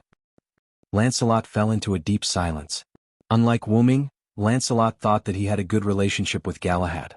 But because of this, Lancelot could clearly realize that Galahad was actually very strict with him as a father. When the king went astray, he did not intervene in time. Instead, he let the king go and even joined the king on the wrong path. With what he was doing now, he was afraid that Galahad would not recognize him. After all, Galahad had obtained the Holy Grail and was known as the Holy Grail Knight. Even if there were other secrets, it could not cover up Lancelot's mistake. Even if Matthew was not the real Galahad and was only possessed by Galahad, Galahad's feelings for him were likely to affect Matthew. Therefore, in Lancelot's opinion, his daughter, son, might be quite angry, and it was also very likely that they would not recognize him as their father. Don't be so negative. If you admit your mistake, I think Galahad or Matthew will forgive you. Wu Ming smiled and patted Lancelot on the shoulder. However, Lancelot just sighed and lowered his head helplessly. I hope so. During this conversation they almost reached Lancelot's base. This place is very remote. Looking at the house with a sharp corner surrounded by the hills in front of him, Wu Ming, who was walking all the way, commented. When I was looking for you in the wilderness, I accidentally found this secluded place, Lancelot explained. But there was one thing that Wu Ming was quite puzzled. This shouldn't be your base outside the Holy City, right? Wu Ming didn't mean anything else. He just felt that this place didn't look like a base for the external knights of the Holy City. Even if it wasn't on the plains, it had to be built in a terrain that fit the style of a knight. Otherwise he wouldn't be able to get past Egwene. Words like, "You're not fit to be my king's knight," "It's not proper to be an outpost of the Holy City in such a secluded place," and so on would definitely be used by Egwene. If it was Egwene, he would definitely say something like that. Moreover, he would be suspected of targeting Lancelot. That was why Wu Ming said that this place didn't look like an outpost of the Holy City, but more like a hidden secret base. Is that what you want to say, Lord Villo? Wu Ming nodded. There was no other reason other than this place was too advantageous as a secret base. Indeed, this is not where my troops are stationed, Lancelot explained to Wu Ming. Oh, could it be that it's really as I guessed? Wu Ming's interest was piqued. Although he was suspicious, it was just a guess. Did he get it right? Lancelot didn't say much. He just nodded slightly and then signaled the knights behind him to go ahead first. The knights behind Lancelot responded and accelerated in unison. They rushed from both sides of Lancelot and Wuming towards the base that was surrounded by many low hills. After the knights left, Wuming and Lancelot rode their horses and slowly walked forward. "Lord Villo, as you know, I don't agree with my king's way of doing things," Lancelot began to explain to Wuming. Lancelot just couldn't betray Artoria again, so he chose to side with her. In other words, it was reasonable that Lancelot disagreed with Artoria's way of doing things. "If I meet refugees in the wild, I'll protect them without the knowledge of the other knights of the Round Table and my king. In front of us is the place where the refugees live." Lancelot was indeed the hesitant Lancelot. Although he chose to side with Artoria, he still chose to do some dirty tricks in private. Of course, it was a dirty trick for the Holy City, but in Wuming's eyes, Lancelot did a good job. "Good job, Lancelot. If Galahad knows about this, he'll definitely be impressed." Lancelot accepted Wuming's compliment. "I've been on the wrong path. Even if I were to do it again, I wouldn't do it exactly the same way." Lancelot meant that even if he chose to side with Artoria, he wouldn't kill the refugees unless it was Artoria's order. Compared to Gawain and the others who were rigid, Lancelot was more flexible. As a knight, he couldn't betray Artoria again, but he would save the refugees in private. There was no doubt that Lancelot, who was on the Lion King's side, was cleared up a lot. Of course, Lancelot also had a little selfish motive. In order not to disappoint his son as a father, Lancelot naturally had to take action. Now that his son had become a daughter, Lancelot believed that he had to work harder. The soul of daughter control burn. ******. Let's go and see this secret base of yours. Ignoring Lancelot's soul of daughter control burning face, Wuming urged his horse to speed up. Seeing Wuming speeding up, Lancelot, who realized what was going on, also sped up his horse to catch up with Wuming. A moment later, the scene of a post-disaster camp appeared in front of Wuming's eyes. Simple tent-like houses made of unknown materials were arranged in an orderly manner in the valley surrounded by hills. Wuming could see that these tent-like houses looked simple, but they were quite sturdy. At the very least, they could completely block the rain, snow and hail. "I've arranged knights to patrol the entrance and the hills. Plus, the terrain here is remote, so it can be used as a shelter for the refugees." Lancelot did a good job.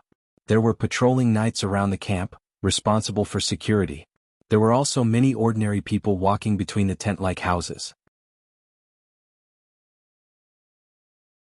Judging from their clothes, they were indeed refugees. The refugees all had smiles on their faces.